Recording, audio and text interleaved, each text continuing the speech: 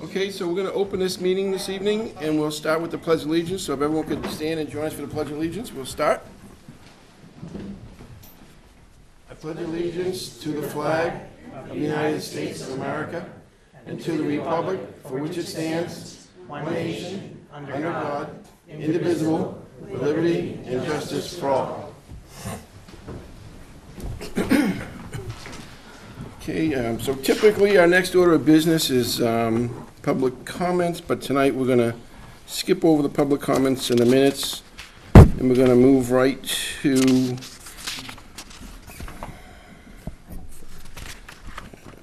item number 4, which is a presentation by the police and fire departments to Mr. Xander Clark, and we'll, whichever order you guys want to go in.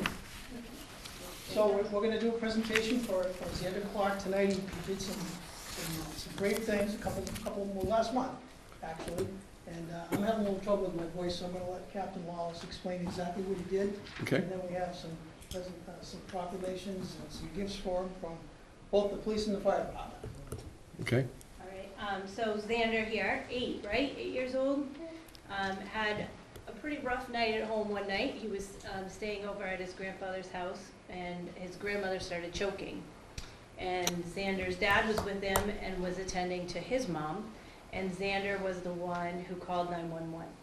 So he was very brave, and he did a great job and was very calm. And although sometimes calling 911 can be a little complicated, he answered all the questions, and he did a great job. And I was so impressed. We all were. And he was the chain of success that allows his grandmother, who's sitting here today, to be alive. So without him, this would not be such a happy moment. So I want to say congratulations from the fire department. So we put together a little hero award for you. Okay, so there you go, you're our hero. Thank you. And we also put together a bag of your own fire t-shirt in there. Oh, wow. And there's a sweatshirt for Maynard and some coins and stuff like that. So that's for you from us, okay? All right.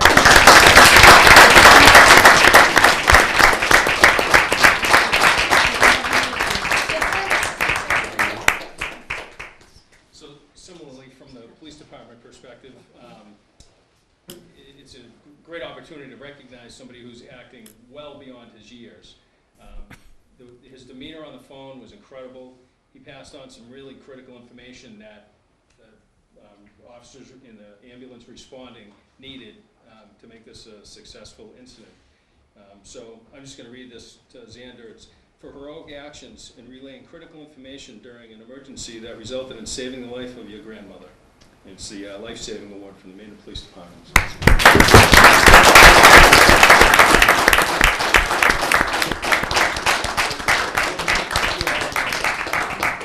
Becky's not here. Becky's not here, I gotta do her job and take pictures. Come on, let's get a picture. Yes. I don't take the pictures, Becky won't talk to me, so. Yeah, I always like standing on the ramp because it makes me look tall. That was good. All right.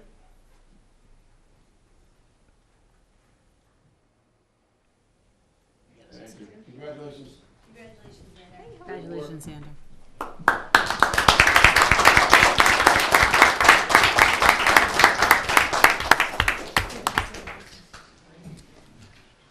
Now, I don't know if you all want to stay for the rest of the meeting, but you're welcome to stay. Everyone that wants to stay is welcome to stay. But anybody who wants to leave, Congratulations again. Yeah. thanks. Congratulations. Congratulations, Dan. Great work. Thank you.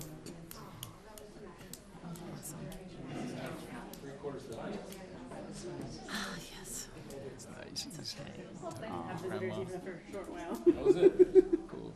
He did such a good job. Starting to look like our regular crowd again. And you went on Vic? I know you said he No, was he in was the supposed to, hospital. no, he but- called, I talked to his daughter, they were gonna be here tonight. Oh, really? Vic Vic. and his daughter. Just because. Because they were unhappy about, they were unhappy about a few things and they wanted to come talk to us. But they are not here. Vic is back home. Yeah, he has been. Good. She called me a couple weeks ago. a week ago and asked me to call, and I called. You know and what, actually, said she someone, was coming. that's on one of the scuttle that I saw on I haven't Facebook, seen her. actually. Blue-eyed Pollock, Was whether we had updated that recently. what he says when he calls me. So, it says here, blue-eyed well, yeah, Pollock. the latest update has been, the update was I January said to his daughter on the 17th. phone, I said, is he So- being kind of ornery? She said, yeah, Yeah. a little bit. I said, he's fine. Right, He's right, fine right. then. He's home. All right. We have Mike and we have Brian. And that's it. Back to the program. Yeah, all right. So, back in the order, we're going to see it. Any public comments this evening?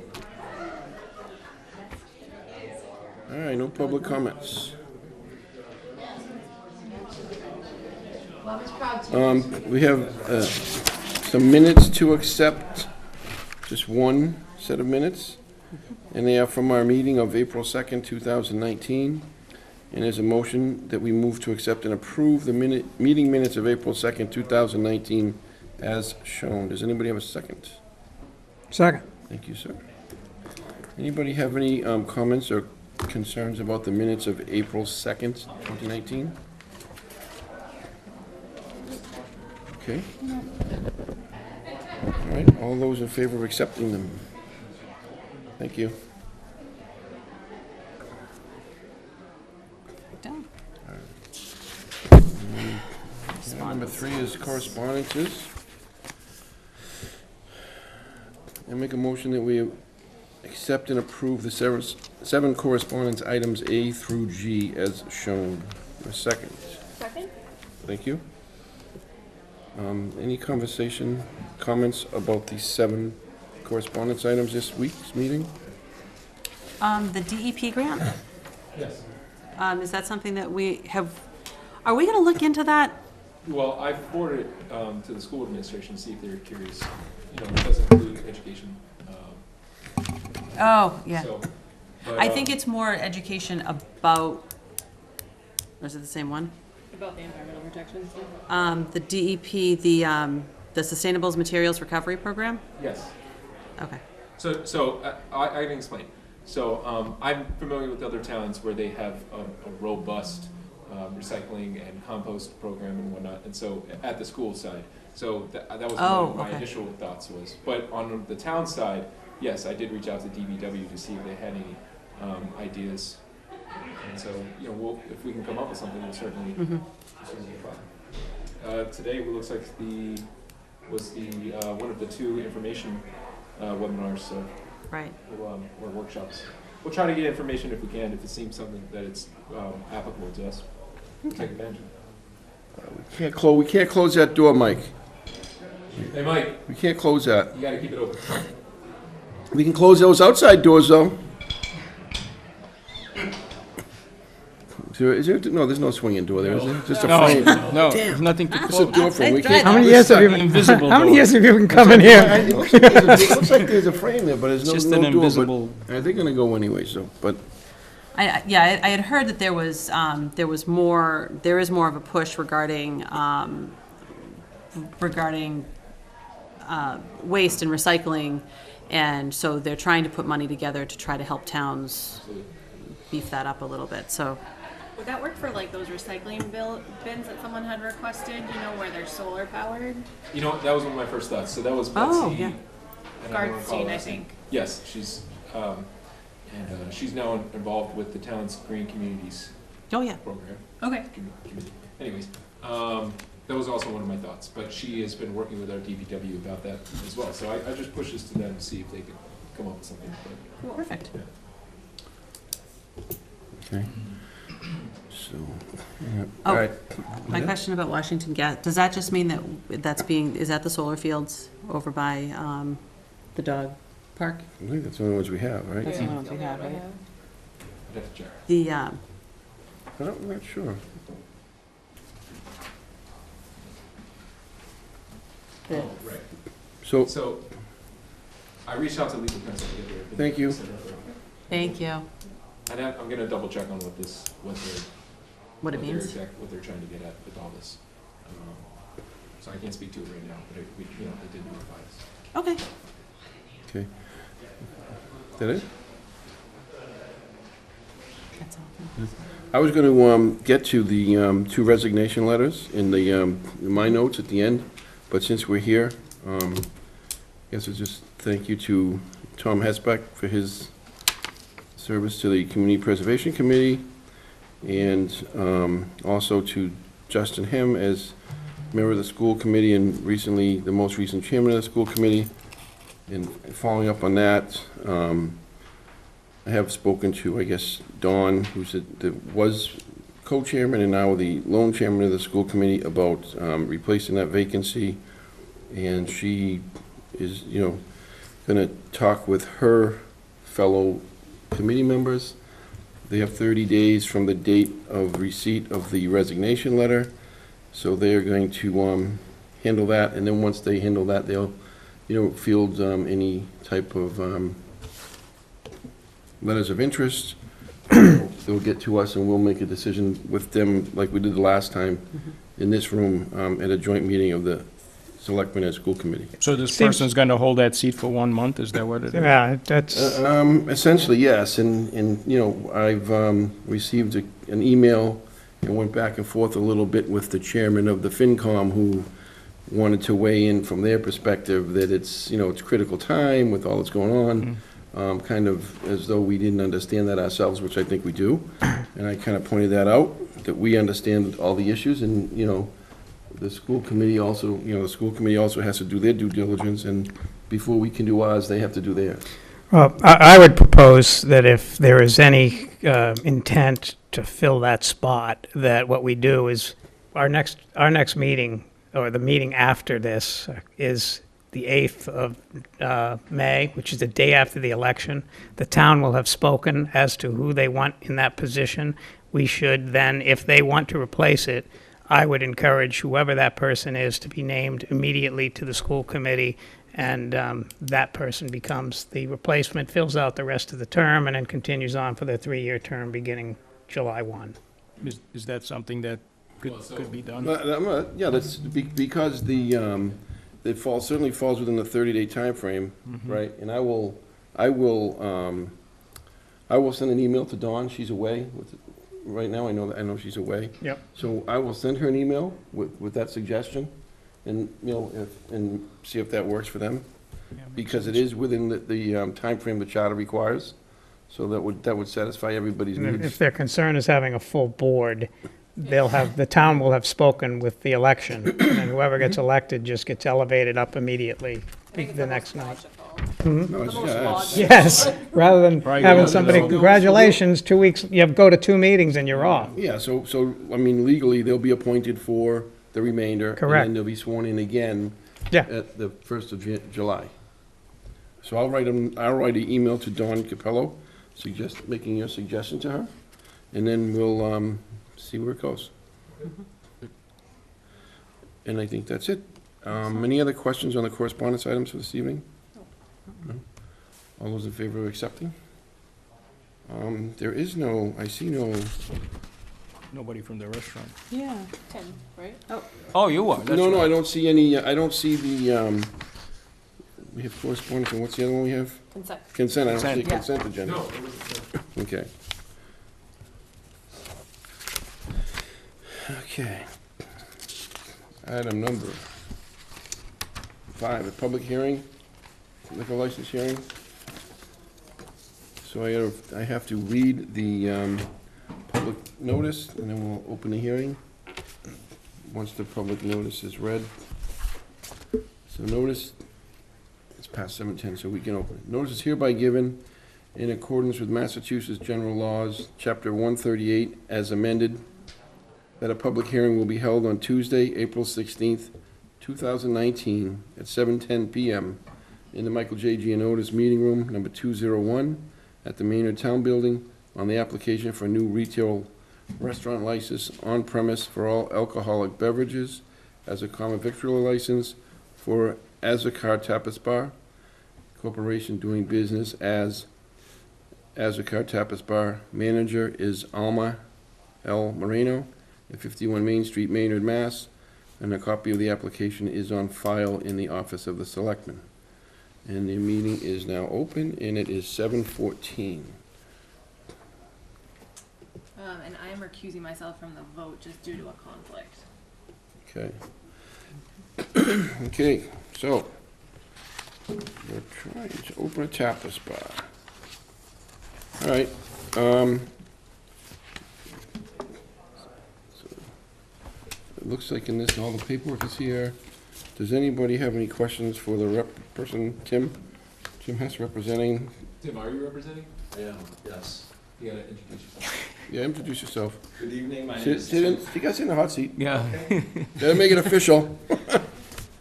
So, yeah, Mr. Chairman and members of the board, my name is Tim Hess with Studio and C2 Architects. We're here representing Alman Alonso for their application for a liquor license, 51 Main Street for Azúcar Tapas Bar. Zukar. okay. I don't think I have any questions. I'm very excited that, Yeah. that they've chosen to invest in the town yet again, and I wish them all the luck Yeah. with this. Are Thank you very helping much. with the design? Yes. Is that why? Yep. Also, their mural looks fantastic, on a side note. Thank you so much. Lots more to go. Wait, where's that? The mural on the other side, for outside for the, Oh, it faces Outdoors? faces the theater. yeah.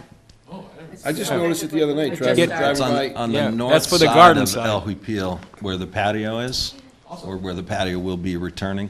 That vinyl siding had degraded pretty badly over time, so they replaced the siding, kind of prepared the surface, and they brought in a painter from Puerto Rico for 2 weeks to complete the mural. She'll be here another several days Oh, to so she's finish it from up. Puerto Rico.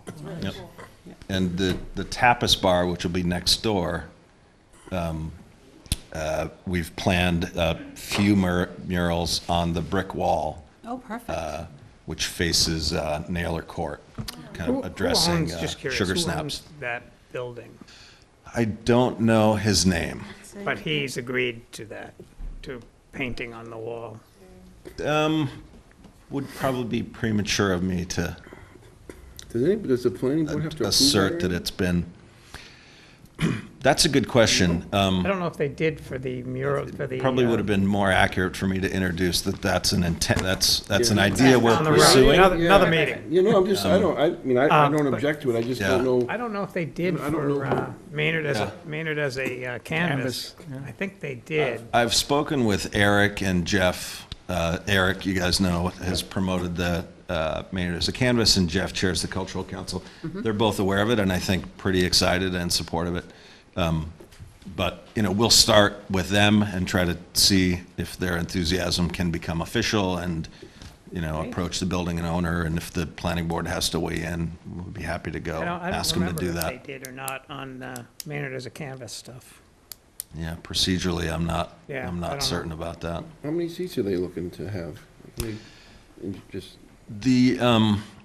The occupancy by the code is just shy of 100, and that's, you know, just applying the appropriate formulas to the volume. And the actual seat count is considerably lower. I think it's high 70s or low 80s. Right, to Tim's point, they only have a seating capacity of 94. Yeah. But yeah, however they actually arrange it is, their design. okay. Yep. And then one of the questions from the board was, who is the owner? It has listed at the landlord of that premise as Omer Akisik.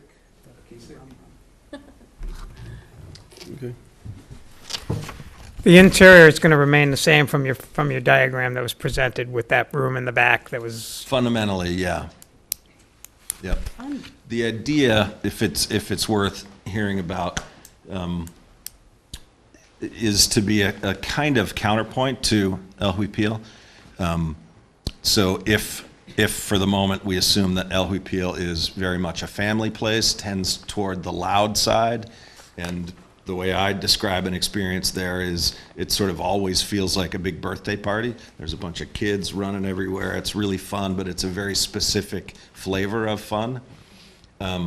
So the idea that for Azúcar is that it's a little more grown-up kind of fun. There'll be live music there periodically. The menu will include a very small number of full meals, but a very broad array of tapas, a kind of pan-Latino culture tapas. drinks. So there's a small sort of, we call it a dance floor. It's really smaller than this area right up front, but so the feeling, we hope, will be quite different from the existing space, but the volume doesn't change at all. And there's a room we call the rum room in the back. I don't know if you know that little sort of VIP or party room they had back there. That'll transform a little bit. Great. So are they gonna serve rum from Cuba there? Maybe. It's just a way to distinguish the, it's a remote, kind of a dead-end space. So to make it appealing and kind of interesting and different, it'll be, it'll have some sort of decorative, and some of the food and drink offerings will be different from what are available up front. So it's kind of a reason to go back there. Now, just because I'm excited about the prospect, is there a timeline as to when they hope to open? Yeah, ASAP. Fabulous. What's going on inside there now? They have the paper up, so as I walk That's around, why it creates the mystery. Yeah, some demolition, a little bit of framing. That if you can see, I think there's some gray pochade walls that, I'm not sure what you're looking at, but I think you're probably looking at a plan with the gray pochade walls. Those gray indicates a new wall. So those are being framed. They don't reach the ceiling. The ceiling height in there is 9'11". Those walls, those partition walls, all reach up to 8 feet, which just allowed us to do sort of minimal alterations to HVAC and lighting and things, which can get expensive. Excellent. Yeah.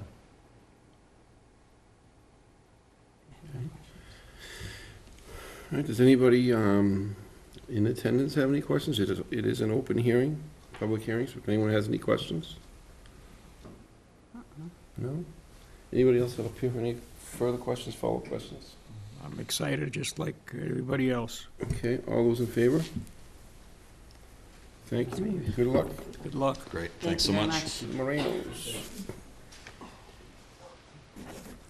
Okay, next up is the ClearGov presentation. I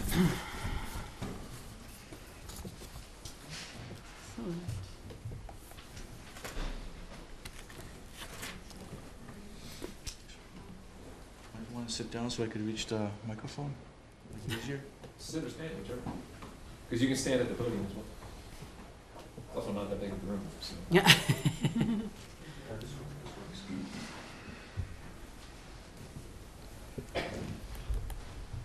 Oh, sorry, make a motion to close the public hearing. Oh. second. All in favor? Hearing is closed, and it's 7:23. It's not great. It's not the definition. For some reason, the D from there makes it blurry. It looks good on the screens. No problem. So, We'll work through it. Thank you very much for having this on your agenda this evening. We're very happy about that. And my name is Martin Hagopian. I'm Vice President at ClearGov, and I'm here with Sarah Weber, who is Vice President of Customer Success, and Anna Balcora, who's on the Customer Success team. And the two of them have been working closely with the Town of Maynard team on the transparency platform. So this platform has become quite successful, and as a result, we've been able to expand, even though we're a Maynard-based company, into 26 states, and we have hundreds of municipal governments now as customers. And so we've been getting feedback on this transparency platform, the ability to be able to share fiscal and demographic data with residents is great. However, we've been asked, can you help us build the budget in the first place so we'll have the data to share? And so the light bulb went off for us, and our founders worked very, very closely with directors of finance and town administrators, and we were told it needs to be a certain way. It has to be exactly like our chart of accounts, so that we don't have to relearn anything. It has to look and feel like our process. We don't want to have to build these 370-page PDF documents that people have a hard time looking at. It's a difficult process to go through start to finish. So can you help us with this and streamline it? Put it on in the cloud so that we can have it all centralized and have all the documents and attachments all in one place so everybody can take a good look at it, whoever's involved. So we did that, and we built this based on the specs that we were given, so that it's very, very relevant to how towns actually go ahead and build their budget, but just made it a whole lot easier for them. So the bottom line is, can you help get us out of Excel spreadsheets? And that's what we set out to do. So based on that, what we thought we would do with the time, we just in the interest of saving some time, we'll give you a quick overview on the budget piece, and then we'll give you a 2.5-minute video because a picture's worth 1,000 words, and then we'll open it up to questions. So this is very hard to read. I'm really sorry you can't really follow along, but I'll just have to speak around it. We found out that really building a budget goes through 4 stages. You've got the budget creation stage, then you've got the budget negotiations stage with the requesters and the head of budget creation. And then there's budget performance and management to be able to track and see if decisions that were made for line items and funding were really good decisions. And then of course there's employment of capital to fund projects. And then that money needs to come from somewhere. And having a budget that really helps identify opportunities where funding can come from becomes a very useful thing. So if you look at budget creation, we're told it's an extremely time-consuming endeavor. There's just a lot of back and forth. There are a lot of documents that need to be sparsed and shared, and it's really difficult to keep track. Also, there's no audit trail. So if someone makes a change on a line item, there's no timestamp.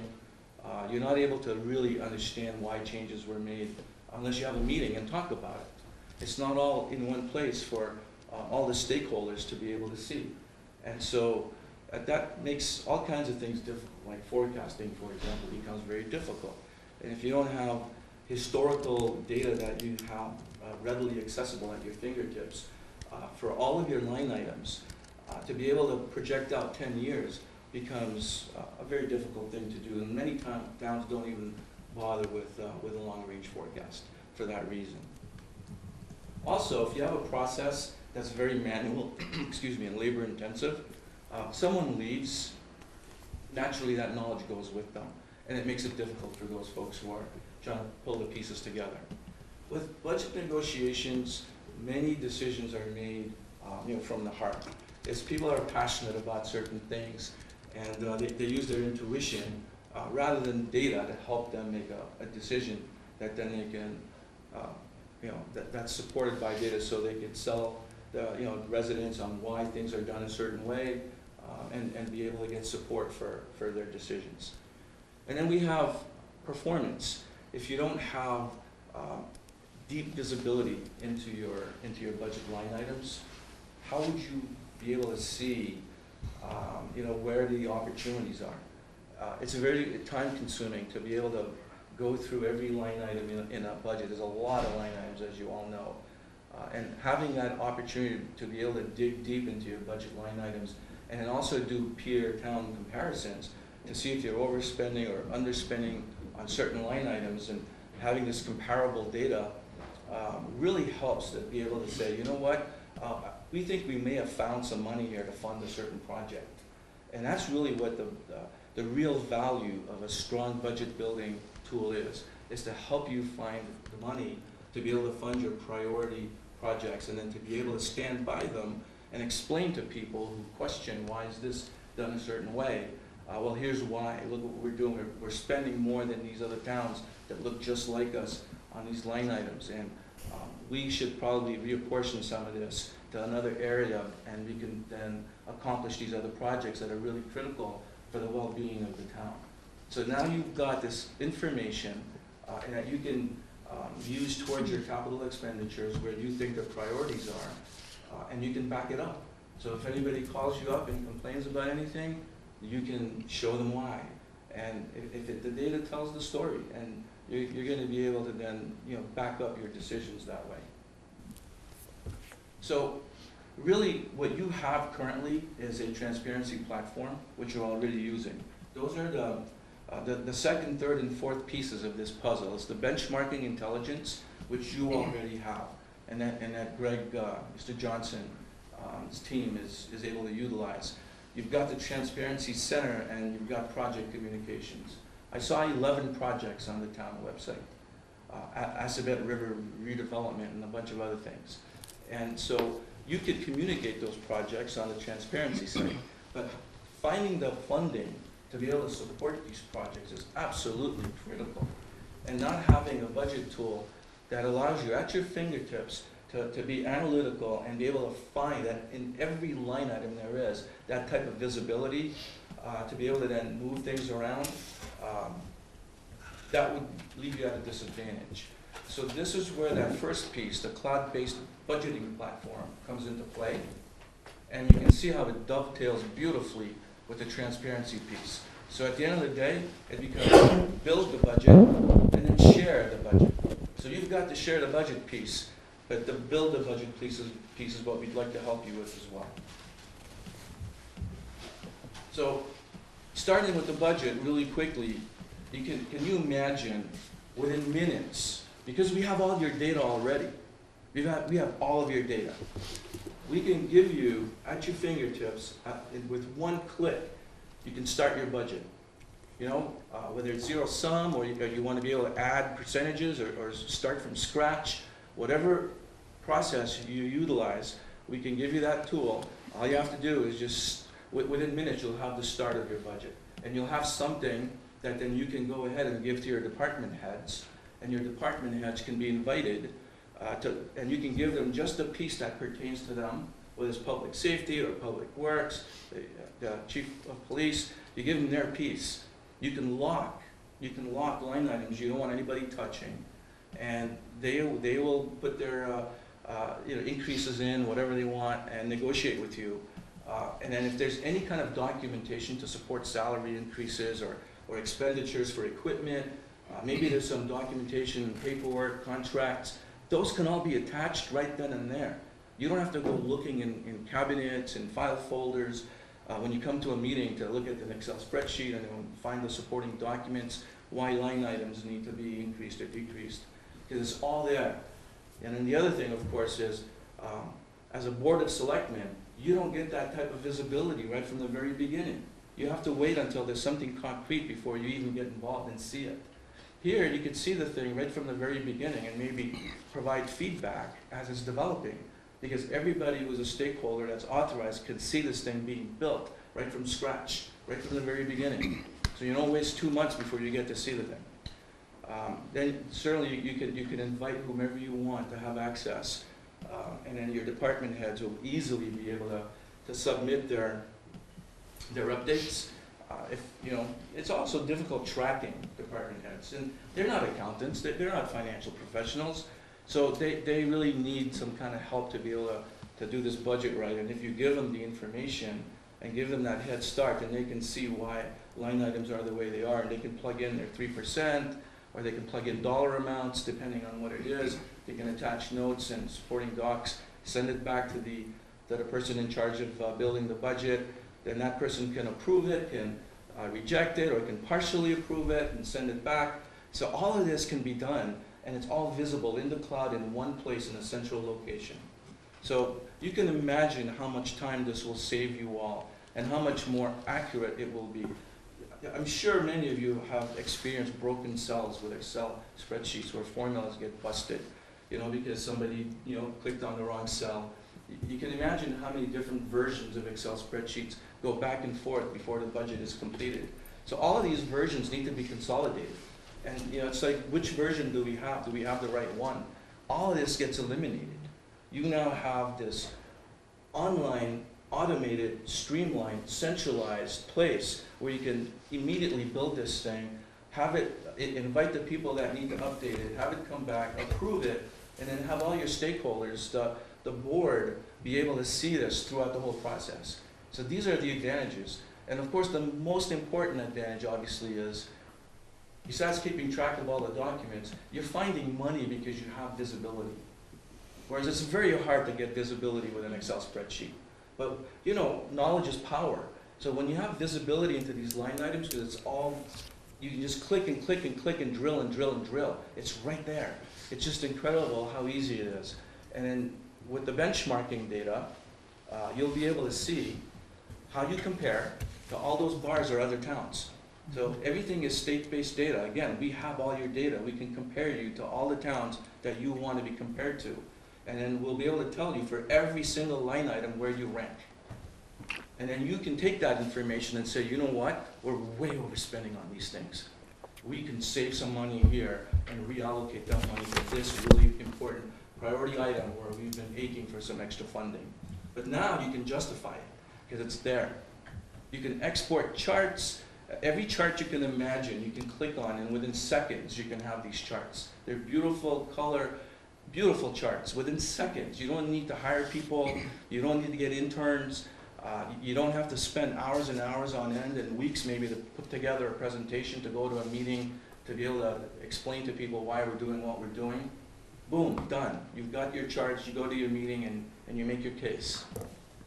Well, these are some transparency slides, so I'll go right through them because these are things you already have. So before we run out of time, I think it might be a good idea now maybe to run a quick 2.5-minute video where you can see a high-level overview of this budget tool in action.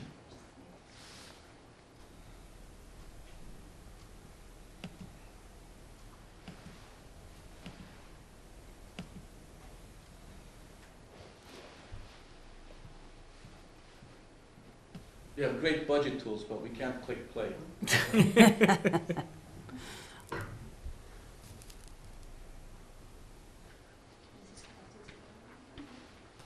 Making sure you can hear it.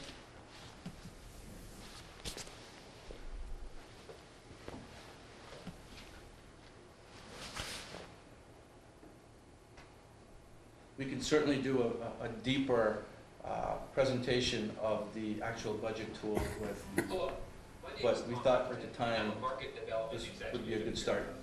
In this short video, I'd like to explain why ClearGov recently released powerful yet affordable budgeting software and how it can reduce time and effort without having to reinvent your current process. Over the past couple of years, we've talked to hundreds of local government leaders across the country. As we listened, it became clear that budgeting is one of the most painful but crucial annual undertakings a municipality or school district goes through. And the large majority are using spreadsheets, which get the job done, but at a heavy price, time-consuming administration, and lack of context and insight. ClearGov's budgeting software was developed to modernize and streamline the annual budget process. Distribution, collection, and merging of disparate spreadsheets is no longer needed because all contributors work off a centralized set of data. In addition, visual representation of historical and automatically forecasted financials leads to better budgetary decisions.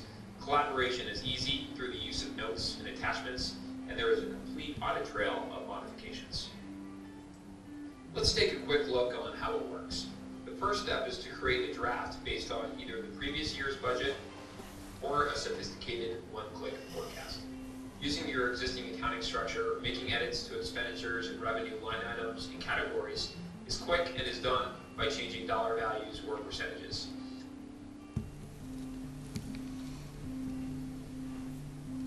Next, you invite department heads to submit requests for their portion of the budget. This can be done once or multiple times. A deadline is set and automated reminders are emailed until requests have been submitted. After submittal, requests are approved, edited, or denied. If needed, you can adjust values before approving.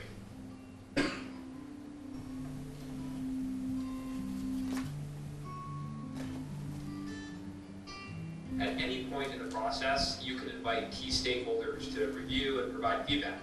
You can also create a customized report to hand out.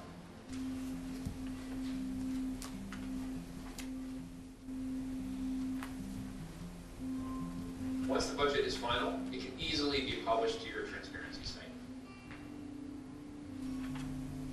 Thank you for watching this video to the end. If you believe this software could help you save time and make informed budget decisions, please contact your ClearGov Market Development representative today. Well, there you have it. We hope you see there's potentially some value in this budget tool for you to help you make good database decisions. If you have any questions at all, we'd be happy to answer them. I do, but go ahead. Oh, no, I don't. Oh, you don't? Nope, not yet. Quick question. First off, I think something like this is long overdue for us relative to helping us to build and understand our budget and how it progresses, and then how, sort of benchmarks along the way to see where we are throughout the year. So I think that's great stuff.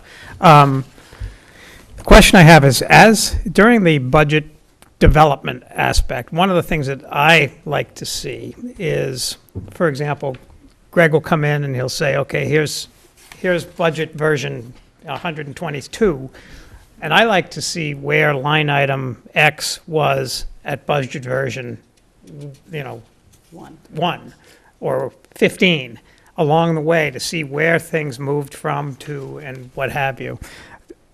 I didn't quite get the sense that this program would allow that, because I thought that it sort of disappears and you've now got your new, your new baseline.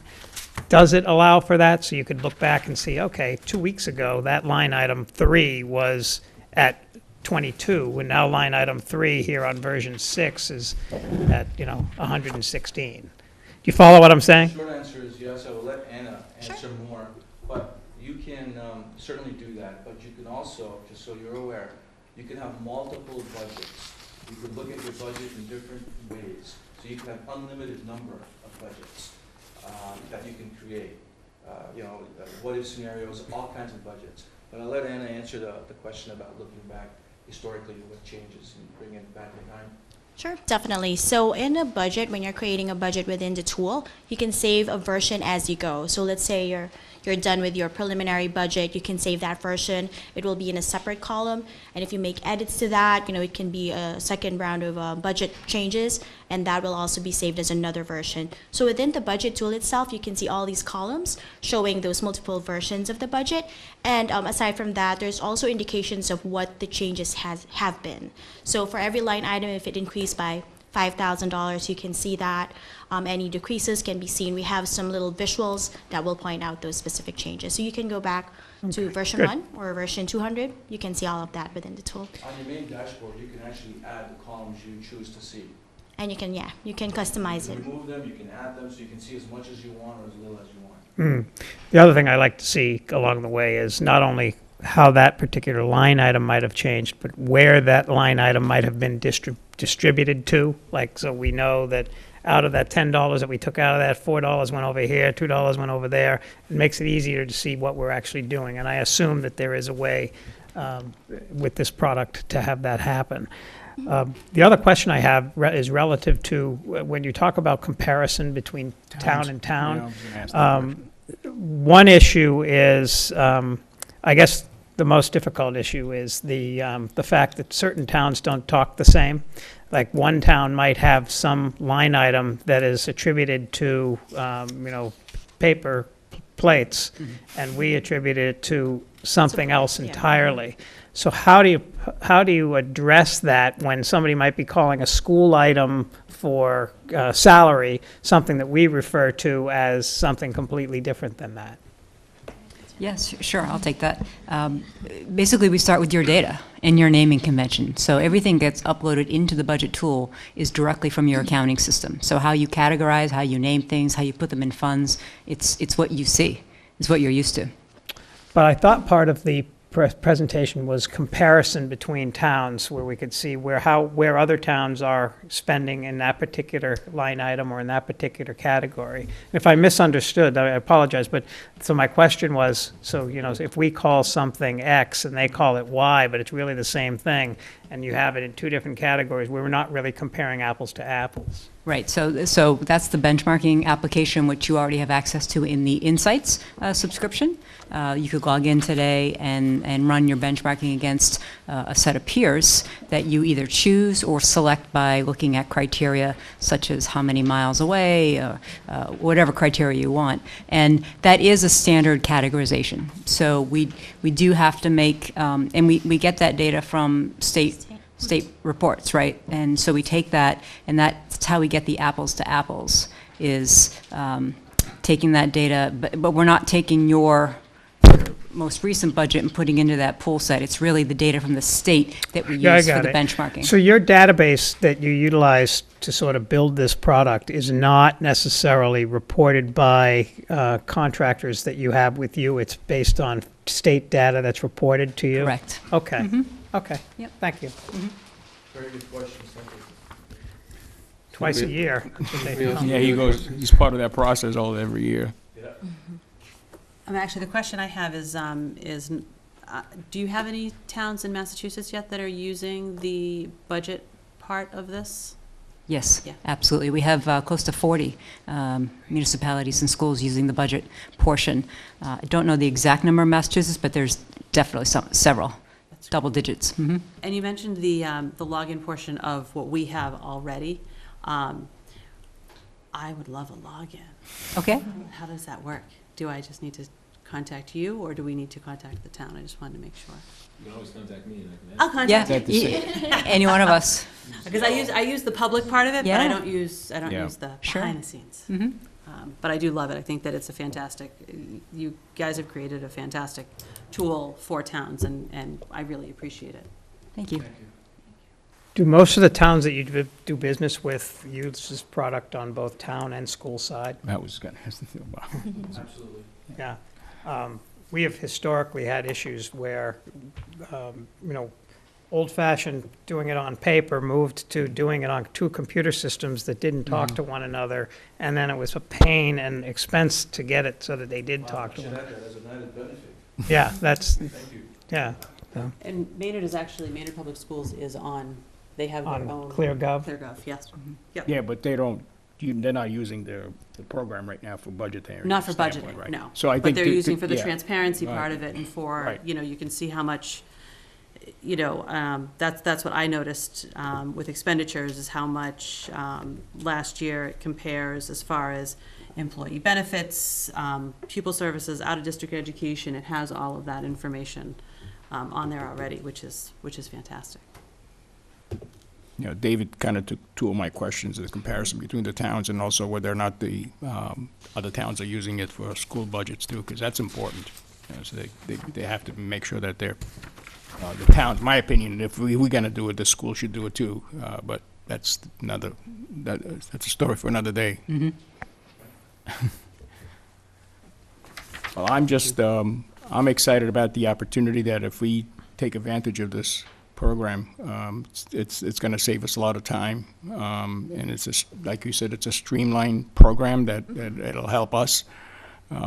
It's a tool that could be utilized in a very favorable way. So I think I'm just in favor of that. Okay, anyone else? Anything? We appreciate your time. Thank you very much. Thank you for your time. Thank you very much.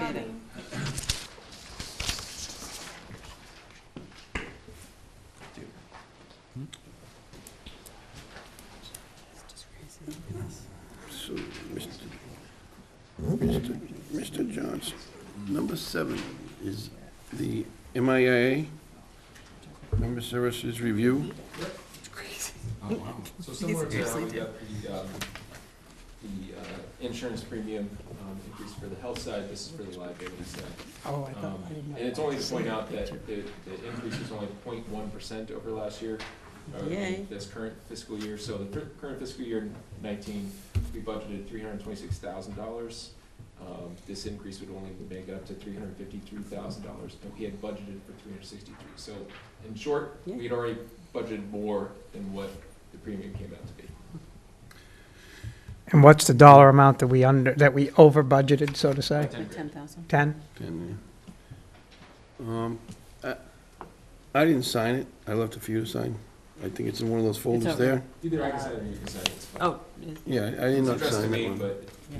That's why I Oh, didn't it's sign here. it, so Yeah. you It's want right to here. sign it, you want me to sign it? It's up to you. if you all accept it, I just want to make sure. There isn't any action as for us to vote on it. No, there's not. But it's asking me to accept the proposal. I'm the administrator. I'm the CAO, not the Okay. CEO, so I want to make sure the board saw it in case you had any questions. Because you'd already said Yeah. the health side. Right. So the Maya rewards, I know we had talked about that during a subcommittee That's right. meeting as far as, do you know how that is going with getting people on board doing some of Yes. the classes and stuff? So I've been preaching it pretty loud every chance I can get with the department heads. A couple of departments are much more applicable than others. DPW is Yes, the absolutely. primary. And so Aaron McCluskey, the DPW director, is fully on board. But not only that, fortunately, I have an HR coordinator now that works with me, so we look at any department.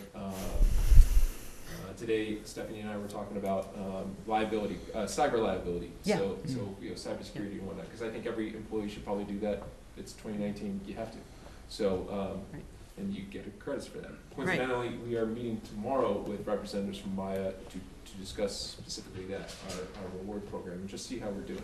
But yeah, if we're not taking fully advantage of that credit system, then we're short selling ourselves. So. I think that, and that's something I'll bring up with, as liaison to the school committee, I'll double check with them to see on their part of it, because Maya does offer a fair amount of webinars on the school side as well. And one of the things that's great about Maya is the fact that all of the training is free. So, the fact that, even now with all the OSHA training and things like that, Yeah. that, there's free OSHA training out there now that you don't have to pay for, you get certified for, and you get credits for taking it. So it's kind of like a triple threat. Right, Which and is we're fantastic. incorporating any of those credits or any of those advantages into our OSHA, so our Yeah. safety protocols. Perfect. Doing it all. So no, if you have any questions, Mr. Chairman. Okay. I don't have any questions. I just want to let you know that we did not sign it. Good. We leave it for you to sign. Good. Okay? I don't want to hurt your feelings or anything. Making him work All extra right. hard. We're on to number 8, which is the approval of warrants. Maynard Town elections. Mhm.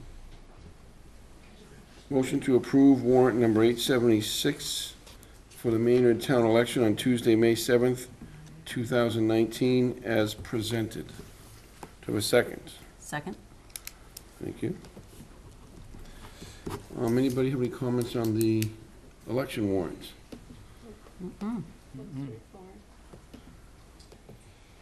Mr. Chairman, we'll be notifying, we'll do the robocall this evening, is that correct?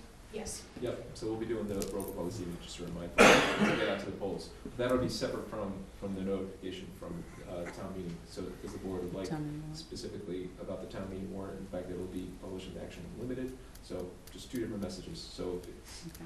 hopefully people are listening. Is the reason the election one going out tonight so early? It seems Yeah, I was kind of gonna early, so. Yeah, it generally goes out like a couple days before, being like, don't forget to. They're gonna vote. forget by the time it comes around. There was a reason, and I can't remember off the top of my head, so I'm gonna bounce back it over to Stephanie. Town clerk wanted to make sure that everybody knew that tomorrow's the deadline to register. Oh, okay. that's All right, different. perfect. So we Okay. do a robocall. That's for registration. Closer to the election, like the Monday, whatever you usually do. We can, if you. The Thursday. Yeah, Yeah. I was thinking maybe we could, I think I suggested that, because I don't know actually how much of a cost is associated with making those calls, and we don't want to make too many of them. Good question. But maybe we could do something where it combines, the town election plus the town meeting, plus the fact that that the warrant's going to go out in the Action Limited. And do that maybe a day or two before the election day to kind of combine everything. We can do that, and my understanding is in the past, the town has combined it, we've only done one robocall, but this year, the town clerk preferred it to be, notification of the registrations. Excellent. so the Action Unlimited edition that's gonna be coming out, is that for next week, for next, No, I don't recall when that'll be published, Okay. because I haven't finished the Oh, warrant, got so you. we're gonna try to get to it this week. But I don't recall what. Probably have to get it done. because that's, okay. Skip it But a as soon step. as I know that'll be incorporated into the message, we have that. There's a lot of times it has a tendency to get the news after the fact, go to Action Unlimited, so we gotta be careful with that. Point. No, we already have the script written. Okay. I just have a little blank spot of addition, whatever, you just don't know. Perfect. Robocall, reverse 911, same thing? Same thing. Yeah. We'll take some noise about that, but, Well, That's why I don't want to do So it too is. many of them, but Yeah. I think, reasonable. yeah. yeah. Some people think none are reasonable, but that's just some people. We could get calls if we don't do it, so. Yeah, okay, I just wanted to make, just curious, it's still the same things. Okay, so all those in favor of accepting the warrant for the election? Okay.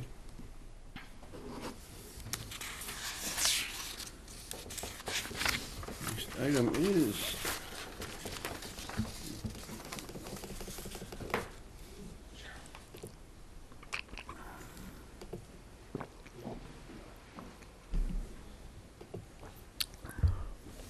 motion to accept and advertise for 3 residents to serve on the Disabled and Elderly Taxation Relief Committee. And do we have a second? Second? Hello. Hi, Hi. There. Can you introduce yourself? I'm Cheryl Kane, the treasurer collector. Okay.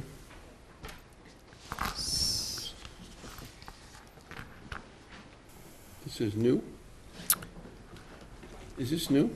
It's new for the, if I may, for the committee. You may recall back, must have been what, 2 years ago, 3 years ago? A year and a half ago. When Yep. we brought to town meeting the law that would allow us to collect money voluntarily through our, through voluntary donations that accompany our excise tax bills, is it that we could call it? And so now the fund is up to an amount where apparently you can take it from here. Okay, so I think it's time for us to set up the committee so we can make some rules and regulations surrounding who's going to get the money and how it's going to be allocated and what the application process will look like.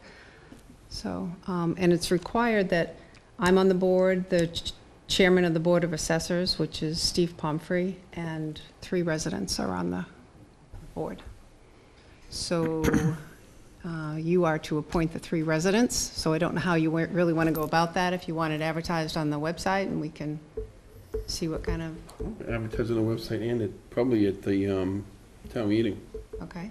I think everyone there. Well, we already have a volunteer, it looks like, Kevin Peterson. Yes, yes, And probably on social media too. Like I think okay. Maynard's Facebook page gets a lot of traction. It does? Okay. The towns? Yeah. Cool. When it posts articles, like people comment. The police gets a lot too. Police gets a ton. Police gets a lot more. Okay.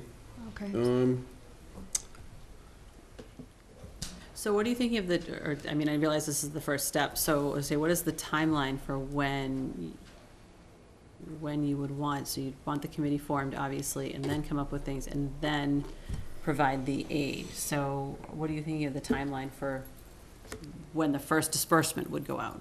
I really wanted to leave that up to the committee as a group. I mean, clearly, we have $2,000, and that might be helpful to someone right away, but the committee might decide we want to wait till we get a little more. So Right.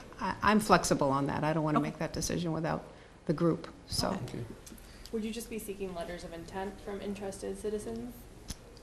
Yes, so again, we'll have to go out and put it out there, that Yeah. we'll accept applications once we get the application ready, and, yeah, Yeah. right? Pretty standard. Just, I mean, if anyone has any questions, they can ask me or the town administrator's or board of selectmen's office, or they can reach out to us through the show. I don't recall from the legislation or the general law that we adopted, is there an already preset application form that the state requires, or is that left up to the community to? Yeah, it's really up to the committee to do that. I do have a few samples from other towns, what they are using, but Yeah. no, it's not preset by Okay. the state. Okay. Any other questions, comments? Okay. All those in favor of the creation Meeting. appointments?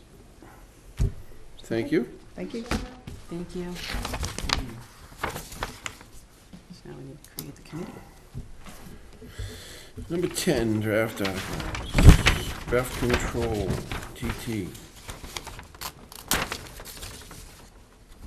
Make a motion to accept and approve draft control TT, sharing of administrative functions.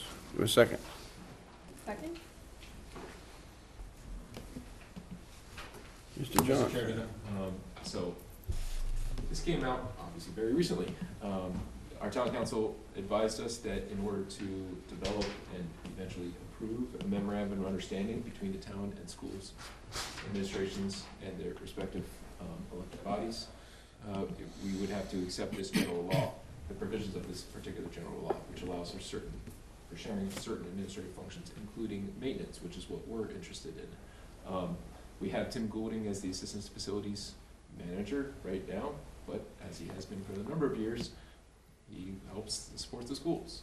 Well, there should be some better defined, as we've noticed in the recent couple of months, a defined relationship of what the roles are between the town's facilities maintenance and the schools' facilities responsibilities. That MOU is to that end, just as school committee member Don Cabello pointed out. But this provision is required in order to have that form of agreement. Go ahead, Chris. Go ahead. Would we have to, obviously my first thought process goes to the expenses associated with the town in effect giving services, which we do already, but now they would be more defined, services to the school that, As you mentioned the last meeting. yeah, that we would somehow be able to get compensated out of the school budget for the town employee that is doing work on behalf of the school. I've brought that up to the school administration, but because it wasn't budgeted for in this fiscal year, they were, well, the conversation will be ongoing, but initially they did not expect to be even partially compensating for Tim Goulding's, or whoever, primarily it would be Tim Goulding. But they said they would be willing to incorporate it into their FY21 budget. I don't look at their maintenance side budget though, so as far as like the actual expenses for what they use, their construction materials or whatever the case is, the idea is that Tim and Aaron are already advising them how they spend their money. This would be more like a formality. The only thing is this becomes more official, and it becomes an obligation as opposed to just a advisory position. It now becomes part of their role. So, No, I fully agree. But I think because they've already been doing it, and even public perception, as you've well noticed, is that they already have a significant role. So there's a couple questions. One is, this just starts the process, then we have to negotiate the memorandum of understanding between ourselves, or you and the town administrator and the school administrator type of thing. It sounds to me like it's just gonna be another accommodated cost. That's Which is, exactly. I know where you were going. Yes. So that's where we're looking at, but, At least have it in writing. well, yeah, we have it in writing, but I guess, so to David's point and the point I just made, are we looking at this, or should we look at this, and what does town council suggest, or will they suggest? Are we looking at this as I don't think we're gonna look at it as a way to, direct cost, allocate cost. I don't see it as being that type of, action, or that type of regulation or rule. No. What I see it as more as a allocation of responsibilities. Is that what we're looking for? Or we're certainly not, we're gonna be on the hook for the dollars and cents anyway. Right, so are we looking to, is this a way to allocate responsibilities over the breadth of the two departments? I would think that's what it Or are we should, looking- that should be the goal. I'm just trying to be careful about, because responsibilities has like a definition to it too, so just like authority does, and so I'm just trying to Well, be careful. in a sense, responsibility is authority in the way I'm thinking about this right now. Okay. Responsibility for HERA reports, responsibility for certain testing. So that's a good point. That's the type of, in the level of responsibilities I'm looking at. The monies are the monies. The community is gonna share the monies, and at the end of the day, That's true. where they end up, really, it doesn't matter, the town has to pay it anyways. I'm more concerned, given what we just went through, and are still going through, that we have a way to discern who's responsible the day a letter arrives at the Maynard post office and it goes to the department for that type of stuff, and to follow it through. That's what I want out of this. The money I care about, but it's secondary to, where things lie, so someone has to take accountability. I agree, and I have not yet begun to negotiate or develop this MOU. I'd be hesitant to start if I don't have the authority as town meeting would provide. But my understanding is and will be that ultimate responsibility for the maintenance and upkeep of the school building is the school administration and the elected school committee. So our functions wouldn't truly change in principle. Tim and Aaron will continue to advise and support the school committee and the school department. They'll say, But I think the MOU will clarify that, and that's probably the point that we're trying to That's true. accomplish. And what I found out after, like late to the party, so to speak, was that Tim was already the designated person as identified in the AHERA report. So he was already, since 2017, supposed to be maintaining the record keeping of any contractors if they came in contact with asbestos-containing materials and whatever all the other criteria of the AHERA report requires. Tim was the designated person on behalf of the school committee. So I wasn't thrilled about that. So at least this is a step in the right direction of having that better understanding of this is what Tim should or should not be doing. But I have not even begun about should Tim still be the designated person on behalf?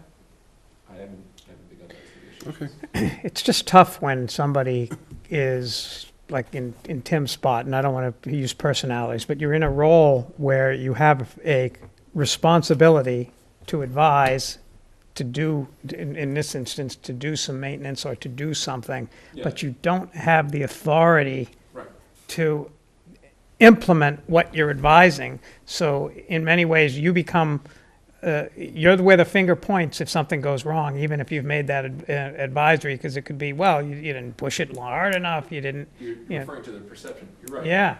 You're right, but I mean, that's kind of the burden of being a town official. I mean, we work for the elected bodies, so as long as their voice is heard. And I think to Chris's point earlier, I think it's important that we set those responsibilities and so everybody understands what their responsibilities and roles are. I mean, otherwise this is just a futile practice or whatever you exercise. If it's done properly, there's no finger pointing left. Right, because correct. It's clear who's responsible. That's the point. And that's so, your goal with creating this Yeah, warrant to begin with, yeah. is so that everything else can be clarified.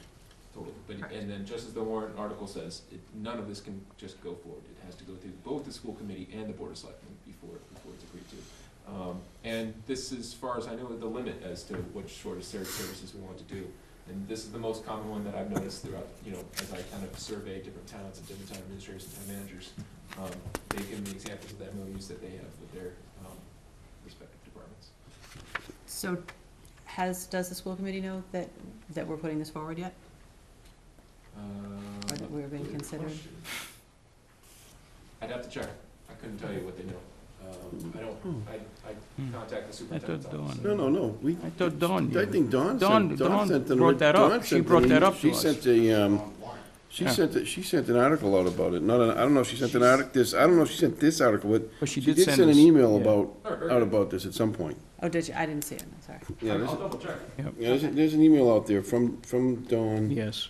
about this very topic. So- Okay, perfect. I just wanted to make sure that because I know that it came from us, so I just wanted to make sure that it was It's true, but run it's a through them means also. to their ends. Right, So- right. so- No, I understand. I just didn't want them to not know that it was being put on there. It was initially proposed by Dawn, because that's how it all started, I think.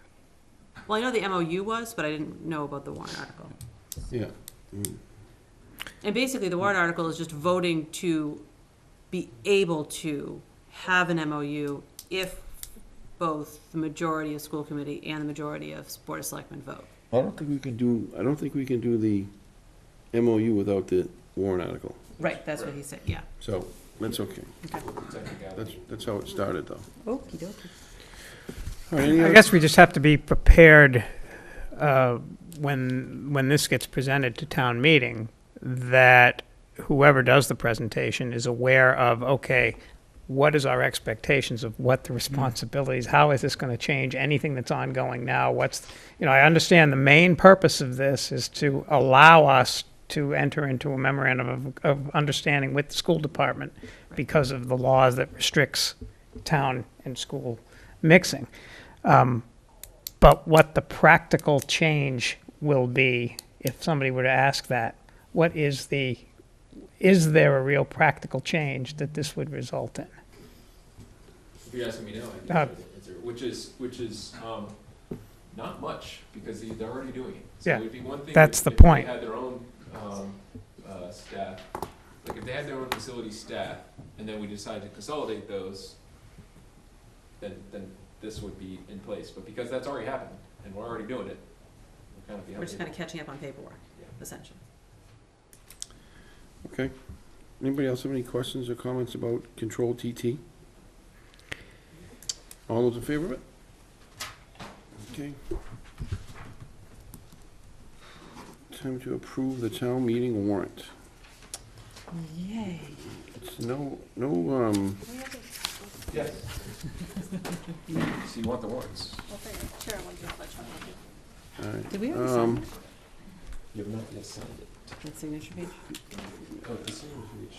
Did we already sign it? Yeah. All right, thanks. Okay. Maybe we did. For the motion at Thank the you. end of it all.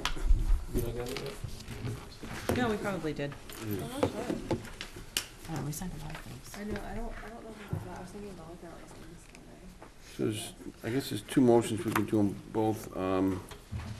Motion to accept and approve the annual town meeting warrant for Monday, May 20th, 2019, and motion to accept and approve the final town meeting warrant for Monday, May 20th, 2019, at Farlow School Auditorium at 7 o'clock PM. We have a second. Second. Okay.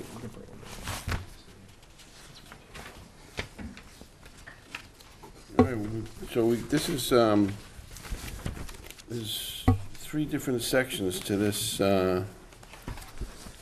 particular agenda item, A, B, and C. And the first is that we would go over the list of items and just kind of select among ourselves who we choose to present them. Because for that, we could always wait till next week, the next meeting, That's the Yeah. eighth. the 8th. That's true. Now, is Because it only the ones that well, are I think by then, selected? everyone will have a time to read the complete warrant by then. If we put that up to them, everyone will have a complaint to read the. That would, give us 2 weeks prior to town meeting Yeah, to to- prep? Yeah, and then it gives you, but also gives you 2 weeks before the next meeting to decide if there's. Yeah, if there's any you certain- don't want to certain do things and you any you don't do wanna want to do. Or certain ones that you prefer to do or have an interest in doing, so. And is this only the selectmen ones? Or Yeah, do we do all of them? No, we only do our own, the Oh, ones, okay. so anyways, in the meantime, though, there's like the citizens petition one, they need to present who the sponsor's gonna be. You know, who's gonna speak for them. Like the bylaws, I assume that's gonna be Bill Coleman. I don't know who from the bylaw committee would be. Yeah, usually it's Bill, but that's a whole different story. Yeah, okay. And the planning board? Is that typically Bill? Planning board does their own. Usually it's one of their folks, yeah. My preference is to have a resident. Okay, sorry. The planning board? Yeah. No, they do their own. Yeah, right, but Not Bill Nemser. not Bill, no, yeah. No, not Bill Nemser. So we won't be sponsoring those or presenting those motions. That's true. Well, there's very few, actually, that are don't have Board a of ton. Selectmen. We don't have a ton. We don't have a ton, but we have a few. So we'll do ours on the, on that date. And then Becky will be back. I'll get this cleaned up with Becky. Yeah, no problem. You know, talk to her about it when she's back. And Mr. Chairman, we've already reviewed this with, this order with, the town moderator. Dick Okay. moderator. Yep, and I also passed it out to a couple other folks just to get some input, so, yeah, but you know, they can change on the town meeting floor as well. And does he have do you know, I know he hasn't had his, usual full-scale pre-town meeting yet. Is he planning that yet? He just met with myself and Becky. Is that all, is that it? He's not doing the big one? Oh, he will, I mean, Like he will with Michelle and myself and you and Becky and everybody else? He's already scheduled it. Oh, what day, but yeah. We need to invite He had you. his whole checklist and ready, he's, When is it scheduled for, Mike? Do you know? No, I can get it. It's scheduled for the 14th, 5 o'clock. April, May 14th? May. Yeah. May 14th, 5 o'clock.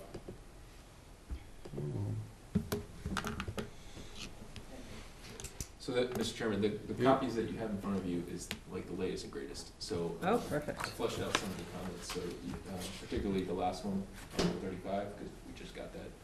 And then the home rule petition one for the additional $1,000. I just sort of expanded on that.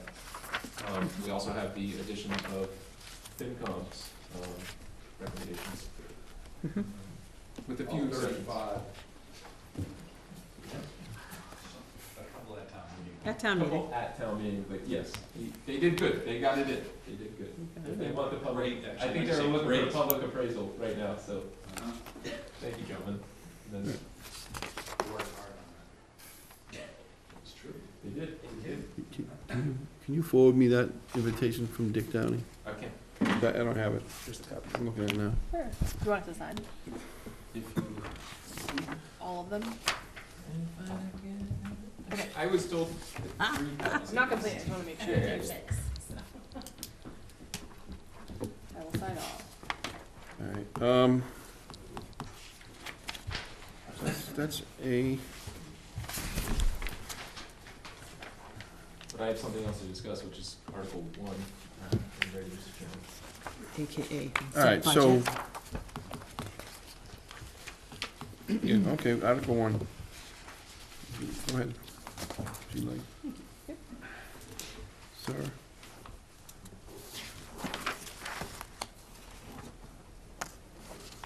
Okay, oh, you're Yeah, ready. I'm waiting. So, Do you ever see guys' grocery games when he says go, you're supposed to go? Exactly. See, he would have lost. Yeah, go ahead. I'll have my head down. So we didn't get great news again from the state. So this time it was from the House Ways and Means. Just to catch everyone up, we had a certain amount budgeted as local aid, so that's money that we got from the state. Here comes money. So we got the governor's budget, and we had a shortfall that we had to compensate for because we were expecting a certain amount, but we only got 28,000. So we had to compensate for that. So we did it. In that case, we were saved primarily because our health insurance rates were so low going into next year. We just got today the news from the House Ways and Means Committee, and now we have another shortfall we have to make up, which is $110,000. Most of that is attributed to out-of-district school tuition. The significant assessment on the town was imposed by the state. So some of the numbers, I forwarded you the numbers that we just got today, and they're kind of a little bit back and forth, but the primary big hit is that out-of-district school tuition. To make up for that shortfall, Mike and I scrambled, and we propose three things. One is to use that trick up our sleeve, which was the $50,000 of free cash allocation that was meant to reduce the tax rate. It wasn't going to be a significant amount on everyone's tax bill, but that's that we were going to use first. Then, because of that significant savings that we had from the health insurance premium, but Mike and I had budgeted for, a certain amount just in case it's, but we'll cut that in half. So we'll take about 50 grand from what we had budgeted for health insurance premium, which leaves us $22,000 for health insurance premium. Which, our understanding, Like based a on buffer. what's that? Like a buffer, a $22,000 buffer. That's right, because even though our health insurance premium was actually in the negative, it was negative 0.45 over last year, we liked having a little bit of buffer just in case. 22,000 we understand should be enough, and that includes estimated costs for retiree, because we didn't have that premium, but at $22,000, we should be good. And then the last 10 grand, we're trending up with permits, so that would be a local receipt. So we figured, we feel comfortable with just projecting an additional 10 grand of projected revenue.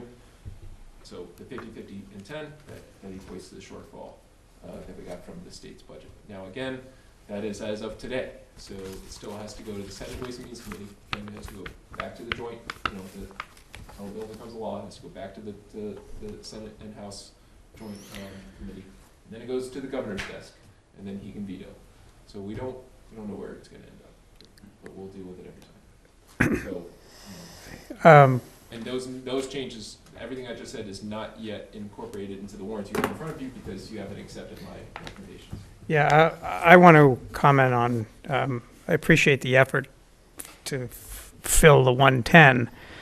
But going back to my FinCom days, when there's two members of the Finance Committee here this evening, so I'm sure this, and Chris sat on there too, so I'm sure it hasn't changed since all of us have sat on there.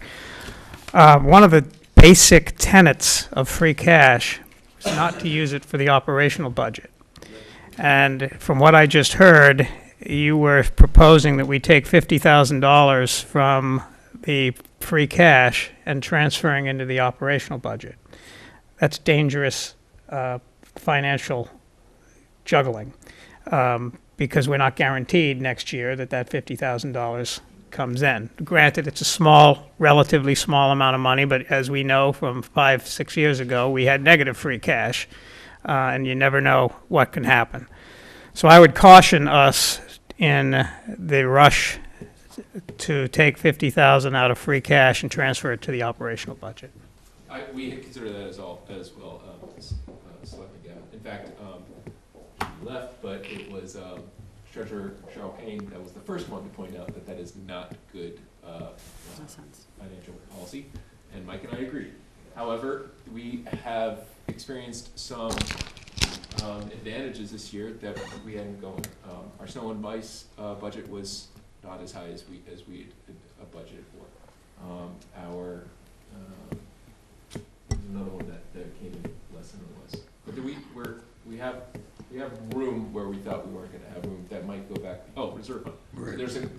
So we have $83,000 worth of reserve fund transfers that we have not yet even proposed. Like, we don't expect to, well, hopefully use that money.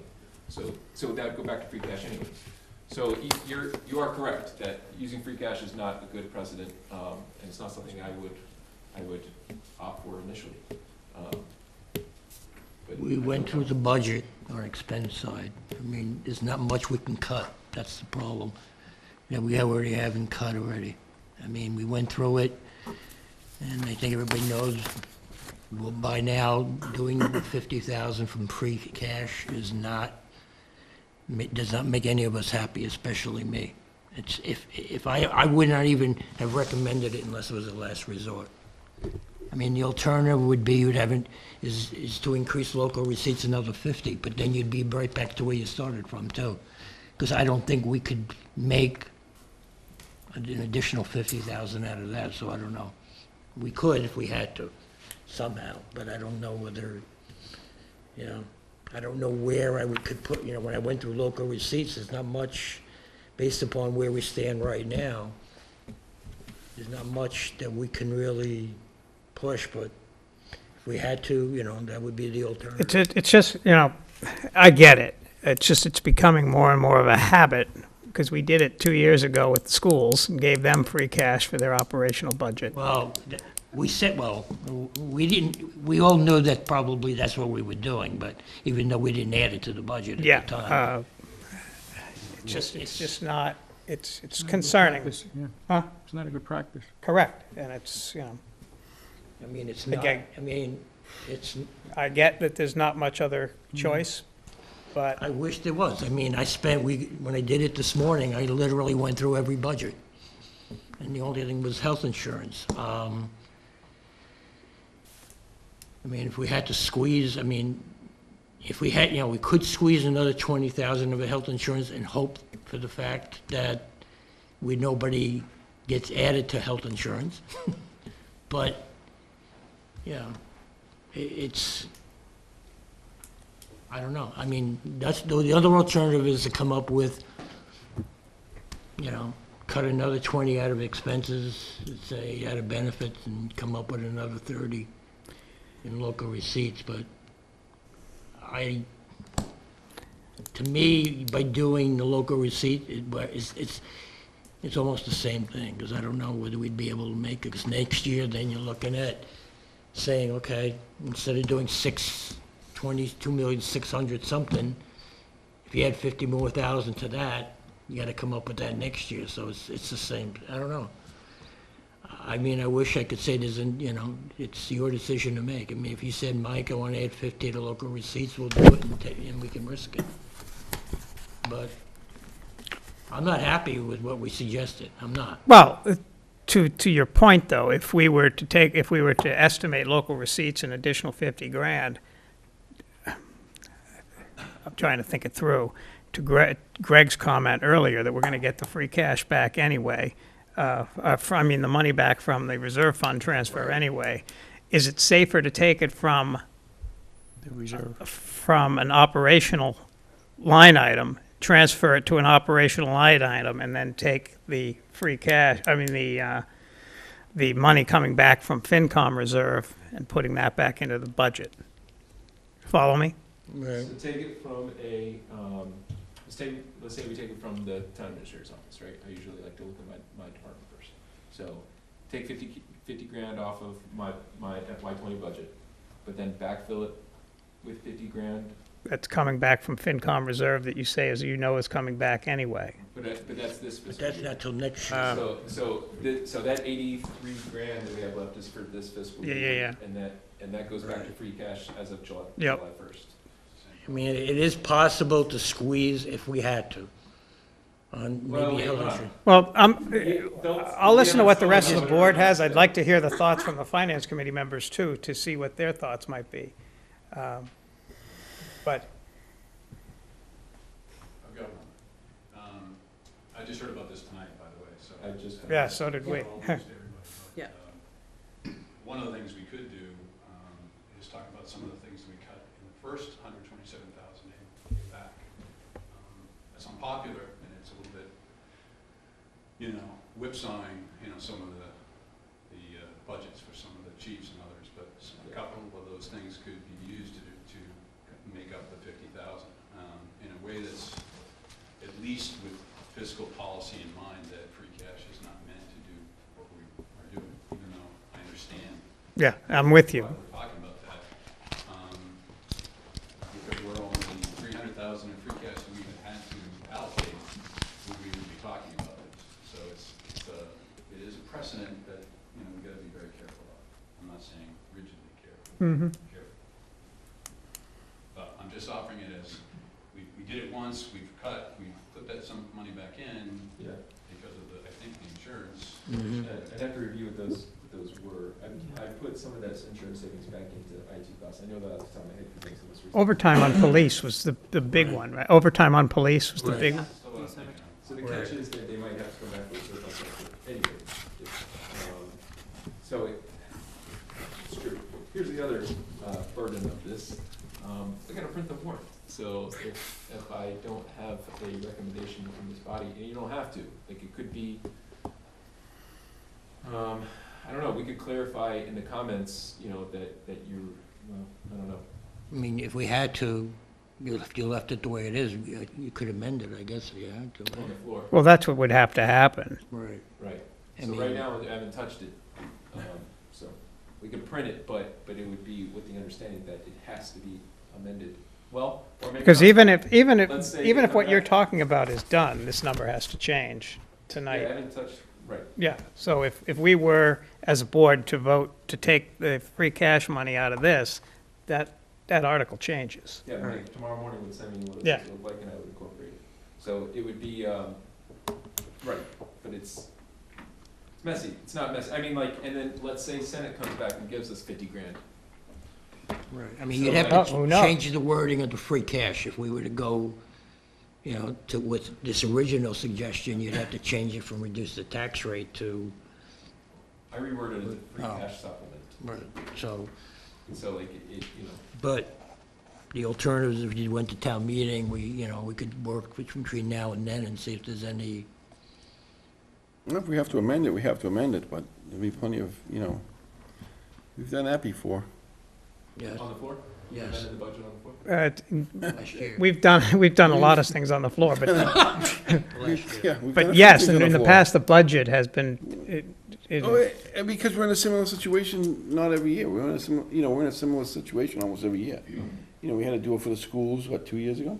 Right. 2 or 3 years ago. Yeah, but I think we had it, 275. did we have that, no, we didn't. We had to do it. We had to do it on the floor, right? We Yeah. did it like the Right, night before. and we took did it from different lines and amended the, Yeah, free so we cash. had, I mean, it's not uncommon, but it's, you know, hey, maybe it makes some people nervous, but it's, you know, it's just part of the process in the state of Massachusetts where, you know, you're required to have, by charter, you're required to have your town meeting by a certain date, but the state doesn't release these numbers until a later date in the process, so if we have to make a motion on the floor to, change this, you know, we will.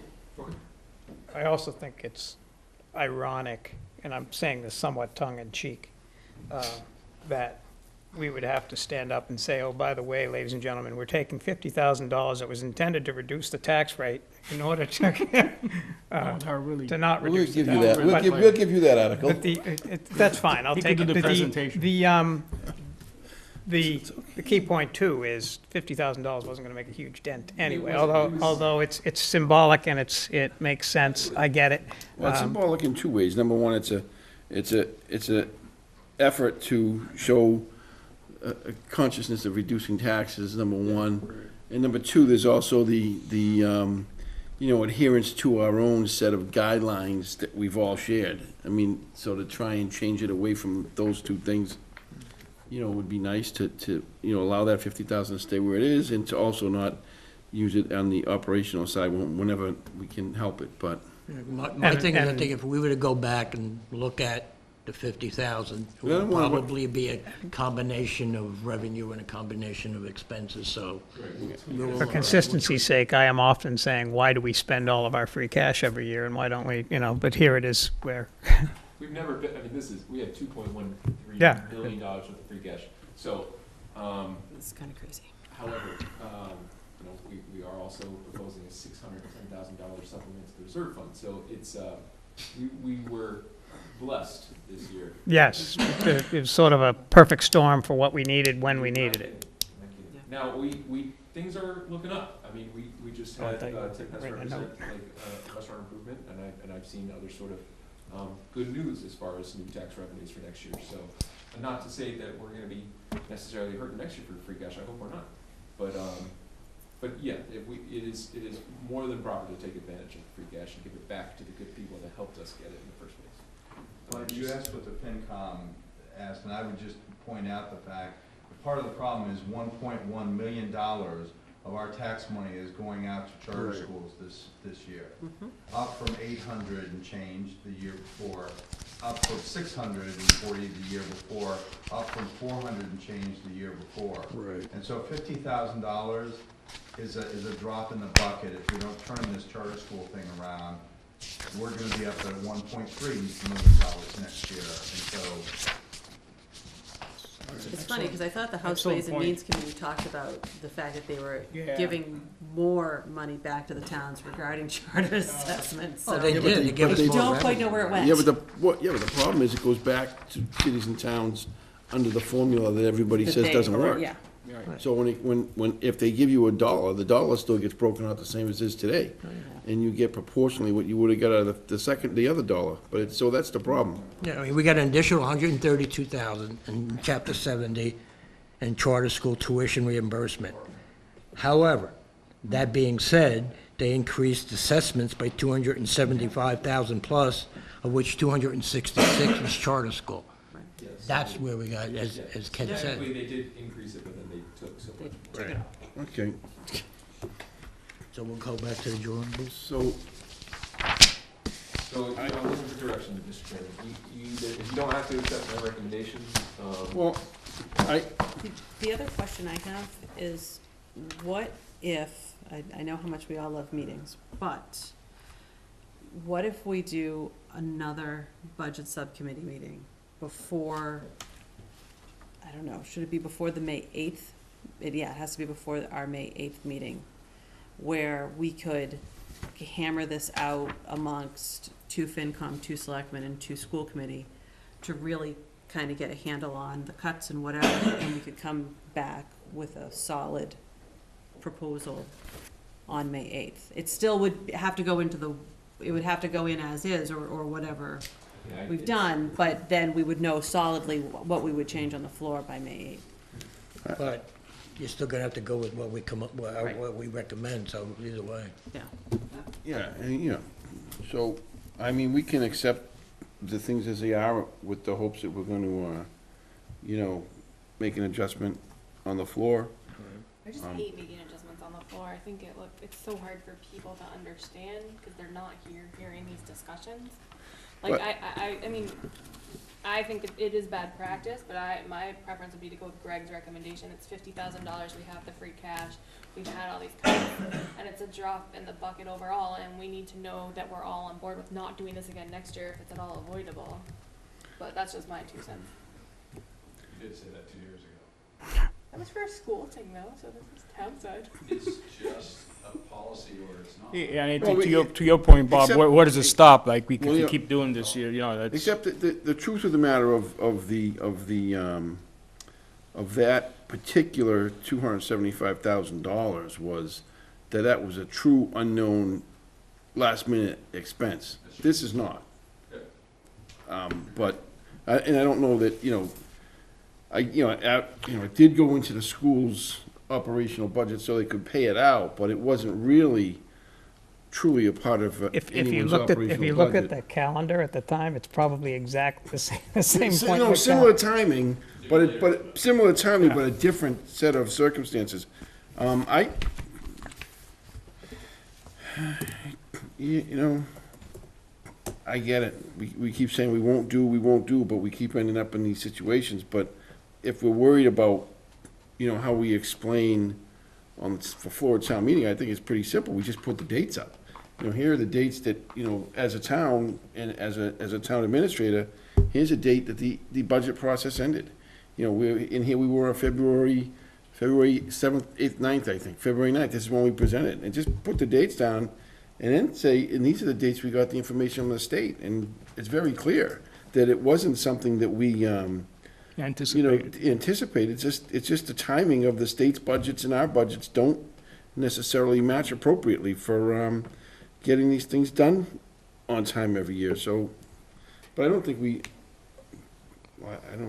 we really hurt ourselves or look bad by making an amendment on town, you know, on the floor of the town meeting. I also think, to Ken's point that he made earlier, we need to somehow or another get our heads around and how we're gonna tackle this, you know, ongoing concern that we're having in regards to, you know, Go to the state yeah, house out of every state day and money yell keeps, at Kate keeps and getting Jamie. at it, yeah. Well, And not, you know, that's facetious in a sense, but in all honesty, that's, you know, that's what Kate and Jamie are telling us to do. As a community, as individuals, is we have to keep pounding this home with them and with everybody else that represents us, that we need to fix this problem. This is, Until they but fix the this is formula, driven- it's not this gonna is happen. driven differently from the formula, Yeah. because this is charter school issue Right. versus that drove this issue, This one not the particular issue formula here, right? issue. So they're two different educational related. But Because we did get more money on both Chapter 70 and Charter School at 131,000, but we lost twice that on the Charter School, and Ken was right. I mean, I did a history, if you go year by year, we're roughly losing $200,000 between what you get in revenue and what the charter school is And every year. And I should know the answer to this, but I'll ask it anyway, is our enrollment in the charter schools going up in a progressive number that would reflect, so in other words, not only is the number going up, but is the number that they're charging per student also going up? So the number is set by how much each town pays for a student. So different towns get charged a different amount based on what they spend on the student in their district. Okay, and so then the state reimburses the town more for the first year that the student is there, and then it goes down progressively, and I can't remember off the top of my head. Like 25%. Yeah, and it goes down, so within a short period of time, the town is paying 100% for that student to go. And you're paying the full per pupil cost as opposed to if the child was to choice to a public school. Correct. Because the Public public district school is about $6,000, and a per pupil cost at this point is about $14,000 to $15,000. So it's even more than the 200,000 per year, it's escalating and we're paying more each year for this outflow. So what is the will of the board relative to Greg's proposal? As much as I hate saying this, I would like to kind of piggyback on Melissa's recommendation.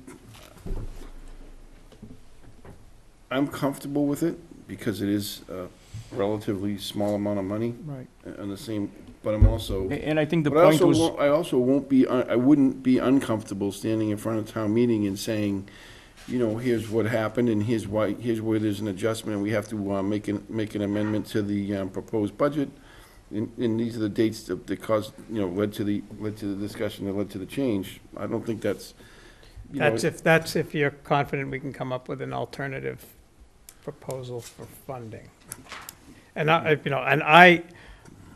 my idea, my thought process is driven more by just, there comes a point where finally, we have to say, from enough is enough, that we have to act responsible, and can't just say we have rules that, and then, oh, but this year's different, and this year's different, because some year it will come back to bite us. Yes. And we don't know when that will be, and I doubt $50,000 will be it, but I don't even like giving us the opportunity to have it done, so. I don't either, but. Yes, I know that. We also have to pay our bills, which is the other part of the problem. That's true, too. We do have to pay our bills, and if that's, I mean, if Cheryl, Mike, and Greg are the people that are charged with determining how that takes place, and this is the recommendation before us, until they can, create a different recommendation or come up with a different scenario, I don't know where else we go with it. I'd like to find it's $50,000, 10 different line items that we can take $5,000 out of. Can we do that? Whatever the board decides, we. I know, it's easier said than done. Yeah, it's easier said than done, and who are the 10 people you're gonna take the 5 from? Well, I don't know. I mean, I can come up with, never mind. Well, we can start, of course, if the board would like us to, of course, Mike and I will go back at the budget, we'll start from square one, and we'll make sure that we're checking over everything. But I have no idea right now as to where that money will come from. Again, if the votes are on the board to move forward, then let's move forward with it and not hold it up. If it's just me, it's just me. If it's 3 of us, that's a different story. But if it's just me, it's just me. I'll vote no, but it's not because I don't like the fact that you've thought this through and have talked with Mike and everything else. It's because I think that I want to make my statement that I think it's bad practice, but. You were to go back and we took 50,000 in expenses, the only article you're gonna change would be 1. If you go back and we said, well, let's do a, 50/50, local receipts and expenses, you're still gonna go, you still would have to, amend the budget either way. So, You no can matter how we you can do just it. add here to reduce here, can you? That's as bad, that's as bad as taking it and taking Oh, I it out know. of another.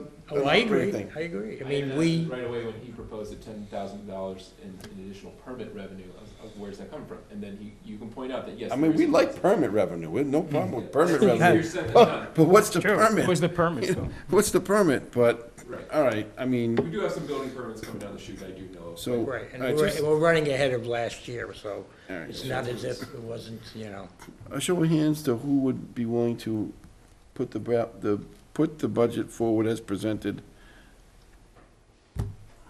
So, With the 50,000. with the 50,000 as originally suggested by the town administrator and the town accountant.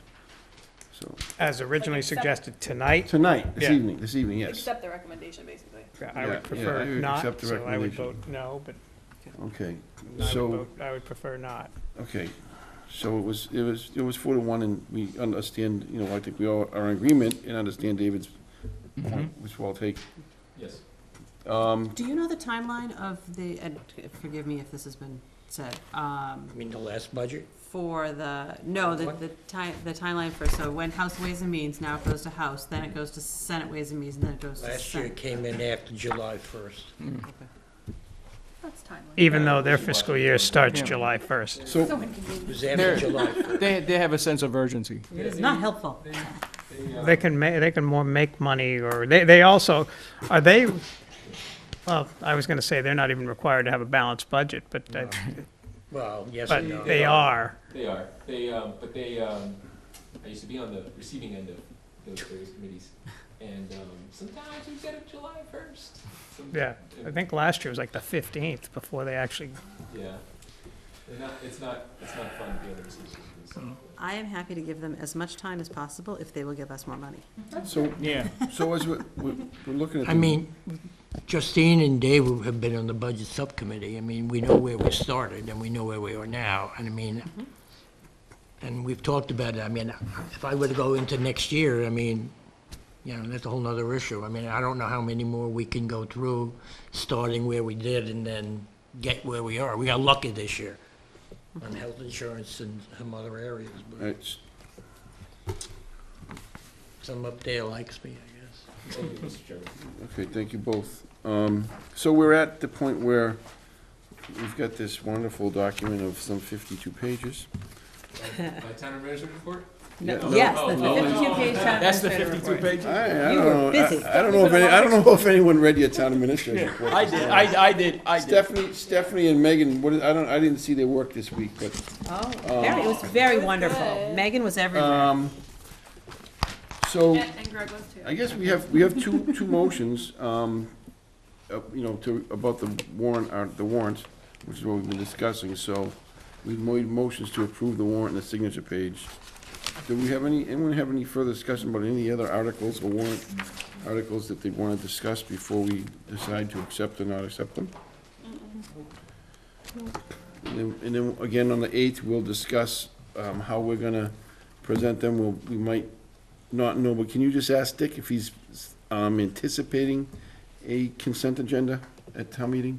He is anticipating. So Okay, so- we already talked about that. It All was right. just trying to figure out what to group and. Yeah, okay, so that's typical, but just want to make sure, because that might play into what we do on the 8th with the other items. Okay. So does anybody have any concerns or questions specifically about any particular article before we accept them for the warrants? Okay, all those in favor? Did you guys vote? Yeah. Okay, I was just, I didn't see them. We did. Don't yell at me. All right. Oh my gosh, this is the most exciting time of the night. We're now at the town administrator's report. Stephanie, are you here taking minutes? Yeah. Oh, okay. Nice. Well, they both are. They're gonna compare Oh, it's notes a- after. Becky's here in spirit. They're gonna compare notes after. It takes two people. Mr. Chairman. Yes, sir. Busy last couple of weeks. Productive. And the only thing that I wanted, was something I wanted to point out. I mean, again, I always encourage the public and the selectmen, of course, and all town officials to review the town administrator's report. It's great submissions from my various departments. I love the pictures that Stephanie included with her HR coordinator portion, which was to highlight the National Honor Society students that did a great job of putting out they did some weeding, they did some mulching, right in front of their own town hall. It's great. It's perfect. And we were pretty busy. Megan had a pretty busy week last week. And then she had a 3-day weekend, so she still came back. And, Bonus. Wait, and then, Mr. Chairman, to clarify something that was brought up last week when DPW Director Aaron McCleskey presented the recommended and then approved by the body the water restrictions going into the season. The question was, does the town administrator have the authority to implement additional water restrictions if emergency were to arise without first going to the selectmen for consent? And well, we found out back in 2016 that yes, the selectmen had authorized the town administrator to the authority to do that. However, with the requirement to what is the proper terminology? I think it's to make aware or to notify the board of selectmen of those emergency water bans, which would obviously still be the case. So if the board doesn't have any, unless you have any issues with it now, I would recommend that we maintain that policy. Okay, yeah, I think we, Yeah. yep. I'm fine with that. We don't have to vote on it, though. No, because Right, it already because it exists. already Already exists. exists, yeah. Perfect. So if you revoke it, that's all. We won't revoke it for you. Okay, Okay, that's all, Mr. Chair. okay. I Perfect. just have a couple things. First of all, welcome, Megan. welcome. to our midst, to our meetings. We look forward to having you in town for a long time. And good luck. Second, congratulations to, there's several people from Maynard that ran the marathon yesterday, and congrats to them for completing that arduous task. And then the last thing is I got a tour of the golf course and the Council on Aging, courtesy of Amy. She pulled me away from my little practice regimen and took me out on the took me upstairs and showed me around, and she took me up and showed me around because she was as bothered by I was the comments of some in a different group in town that had some, in my mind, disparaging comments about the facility that we're providing at that facility, calling it a locker room, and it's no better than a locker room, when clearly if you went to the senior facilities in some of our neighboring towns, that facility that we have people in at the back of the Maynard golf course is far superior to what most other towns have. And so she wanted to point that out to me and show me all the things that they're doing in there and give me the rundown, which I appreciated. So if anybody that hasn't seen it wants to see it, Amy's up there every day, usually, like 9 to 5 type hours. There's somebody there, and you can take a walk through and make your own determinations as to what you think that facility is or how adequate you think that facility is. But it's, at least in my mind, it's far better than a church basement or a back room, some other building. But, we did spend a substantial amount of money to bring that up to make it a viable Council on Aging facility, and I think it serves its purpose quite well. So thanks to Amy for hosting me last week. And that's all I have. Melissa? I just had a question. Do we have any update on the Powder Mill Road intersection? Yes, and I forgot to say that. Thank you so much for reminding me. Selectmen. Yeah, it wasn't in the report, by the way. It was not in my report, I just got it. So, Mr. Chairman, I got a call from Joel Kahn, represents the developer for the proposed Powder Mill Place on the border with Acton and Maynard. What he told me was that they are only moving forward with a comprehensive permit to build that housing development only on the Acton side. I asked for clarification. He specified that they will not be using Maynard water, they will not be using Maynard sewer. They have initial plans for demolition of properties on the Maynard side. If you recall from the map, the existing large structure, there's like a large warehouse right there on the riverfront. That's all on the Acton side. So although the two historical homes are on the Maynard side, but Mr. Khan did not indicate that they would be removing those or moving those. So I had not seen the comprehensive permit. He only called me to give me the courtesy of letting me know that that's the direction they would be going. I did ask if he could to provide me a copy so I could provide it to the board once that comprehensive permit is submitted.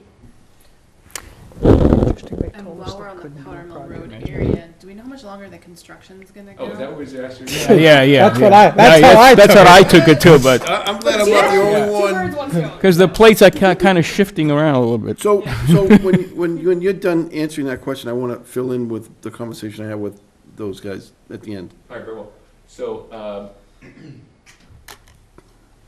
Aaron and I drove it last week, and it was just short of the Tommel's business, but I don't know where it is now. So I can find out. Do you have a specific question, like the timeline? Like some people have asked me about the timeline, and our last update on the website, Justine and I noticed, was January 29th. So if we could just...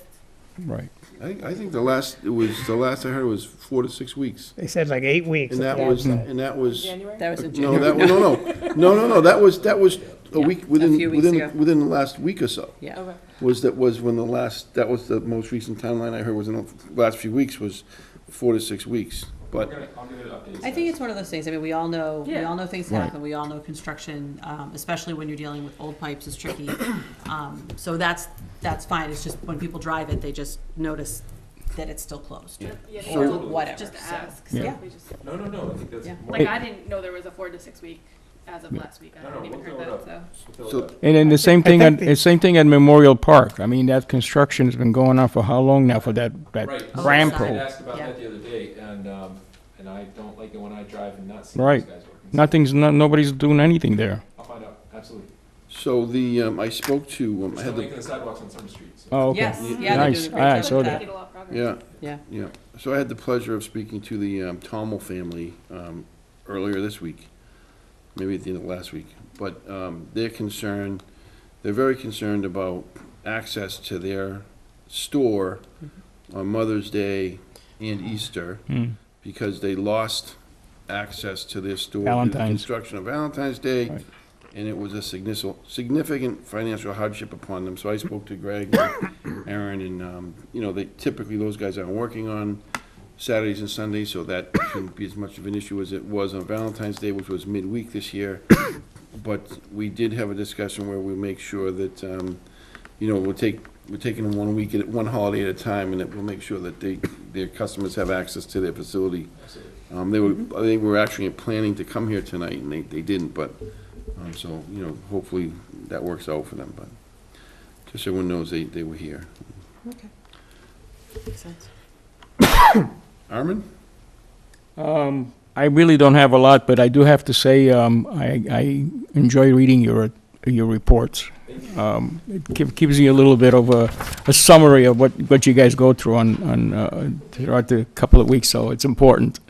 And the one thing that caught my eye, and in regards to the Council of Aging, it's interesting, the presentation that they made to Minuteman Senior Services about the demographics, how it's changing. And it brings to light, to a degree, that we are going to have to face the fact one day that the senior center has to eventually find a permanent place someplace else. That's something that I think we should think about. I know it's not something that we could afford to do now. And I understand what Chairman's saying, that the facility right now, it's adequate. But I think in the long run, we need to look at the fact that population is growing, and they're going to need a little bit more of a better facility for them to be able to enjoy. But that's just my point. It's hard because, I'm sorry. It's okay. I was going to say, because the other thing that I noticed that I took from that was that 70% of them own their own home. Live on their, yeah, which exactly. And then Yeah. 39% live alone. Live alone. So, yes, we absolutely, I can understand the need for a senior center, but also I always go back to how are we going to pay for it? Yeah. So it's No, like, I how know. do you, I know. you don't want to tax them out of their owning their own home Right, either. right. So Well, I think that's a tough thing too. I think it all goes into planning. Yes. And Yep. it becomes part of our capital plan, and then we Capital plan. look into how does that fit in with everything else, and we start to build the Right. budget using the tool that we learned Right. about tonight that can talk about a lot of those things.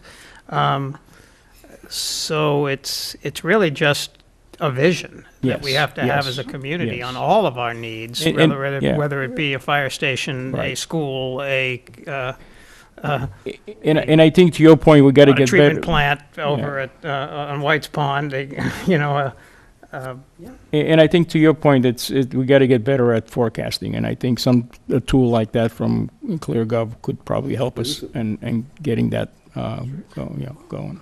I don't know if everybody got a chance to read Tom Hesbeck's resignation.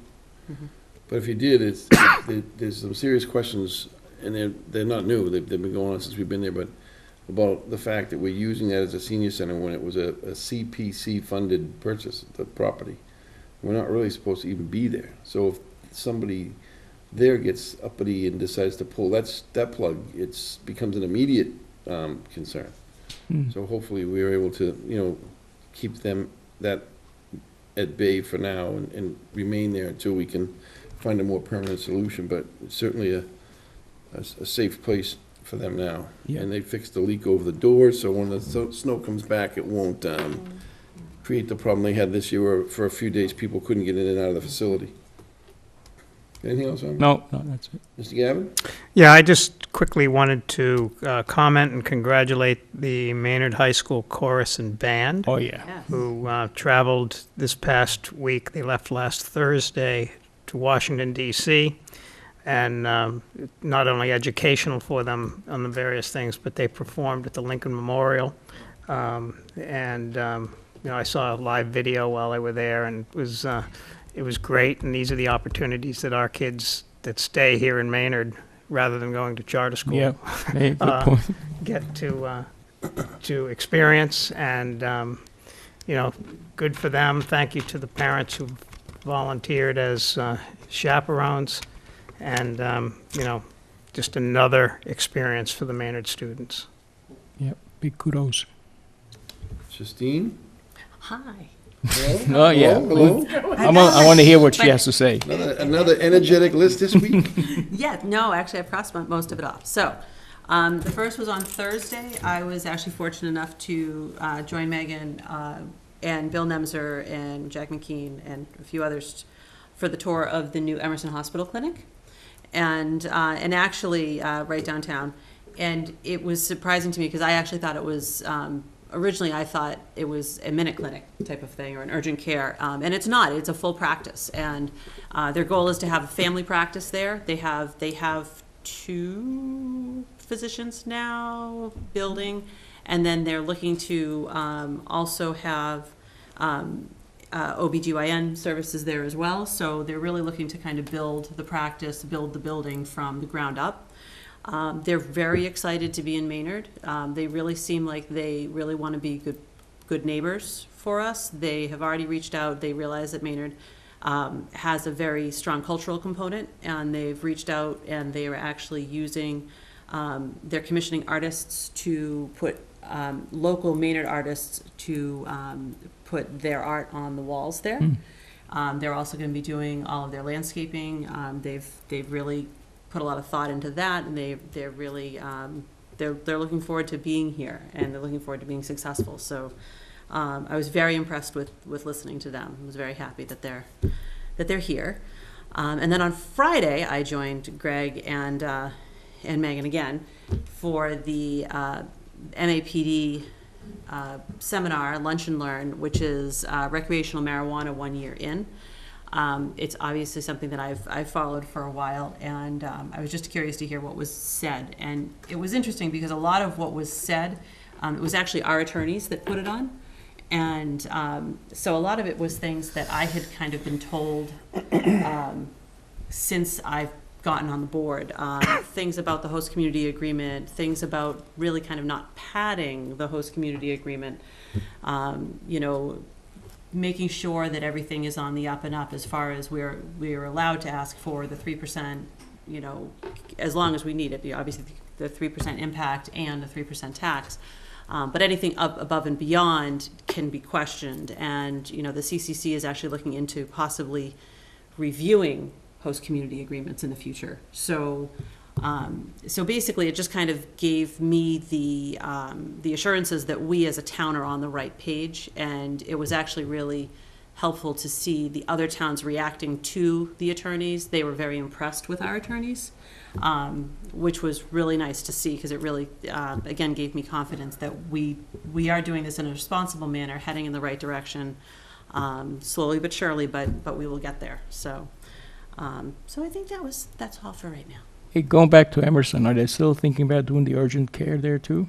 I don't think so. No? I thought they had built they said they were going to the do back that. half of Yeah. the building was left in a way that if they got successful, It they is. would then be able to Okay. use that space. Because they decided not to go to 129, I heard. They did. I don't know any of that, but I do know they did say that they half finished that back part of the building, so that it's very easy for them to expand. Okay. So they didn't really specify whether it would be for urgent care, if it would be for more doctors.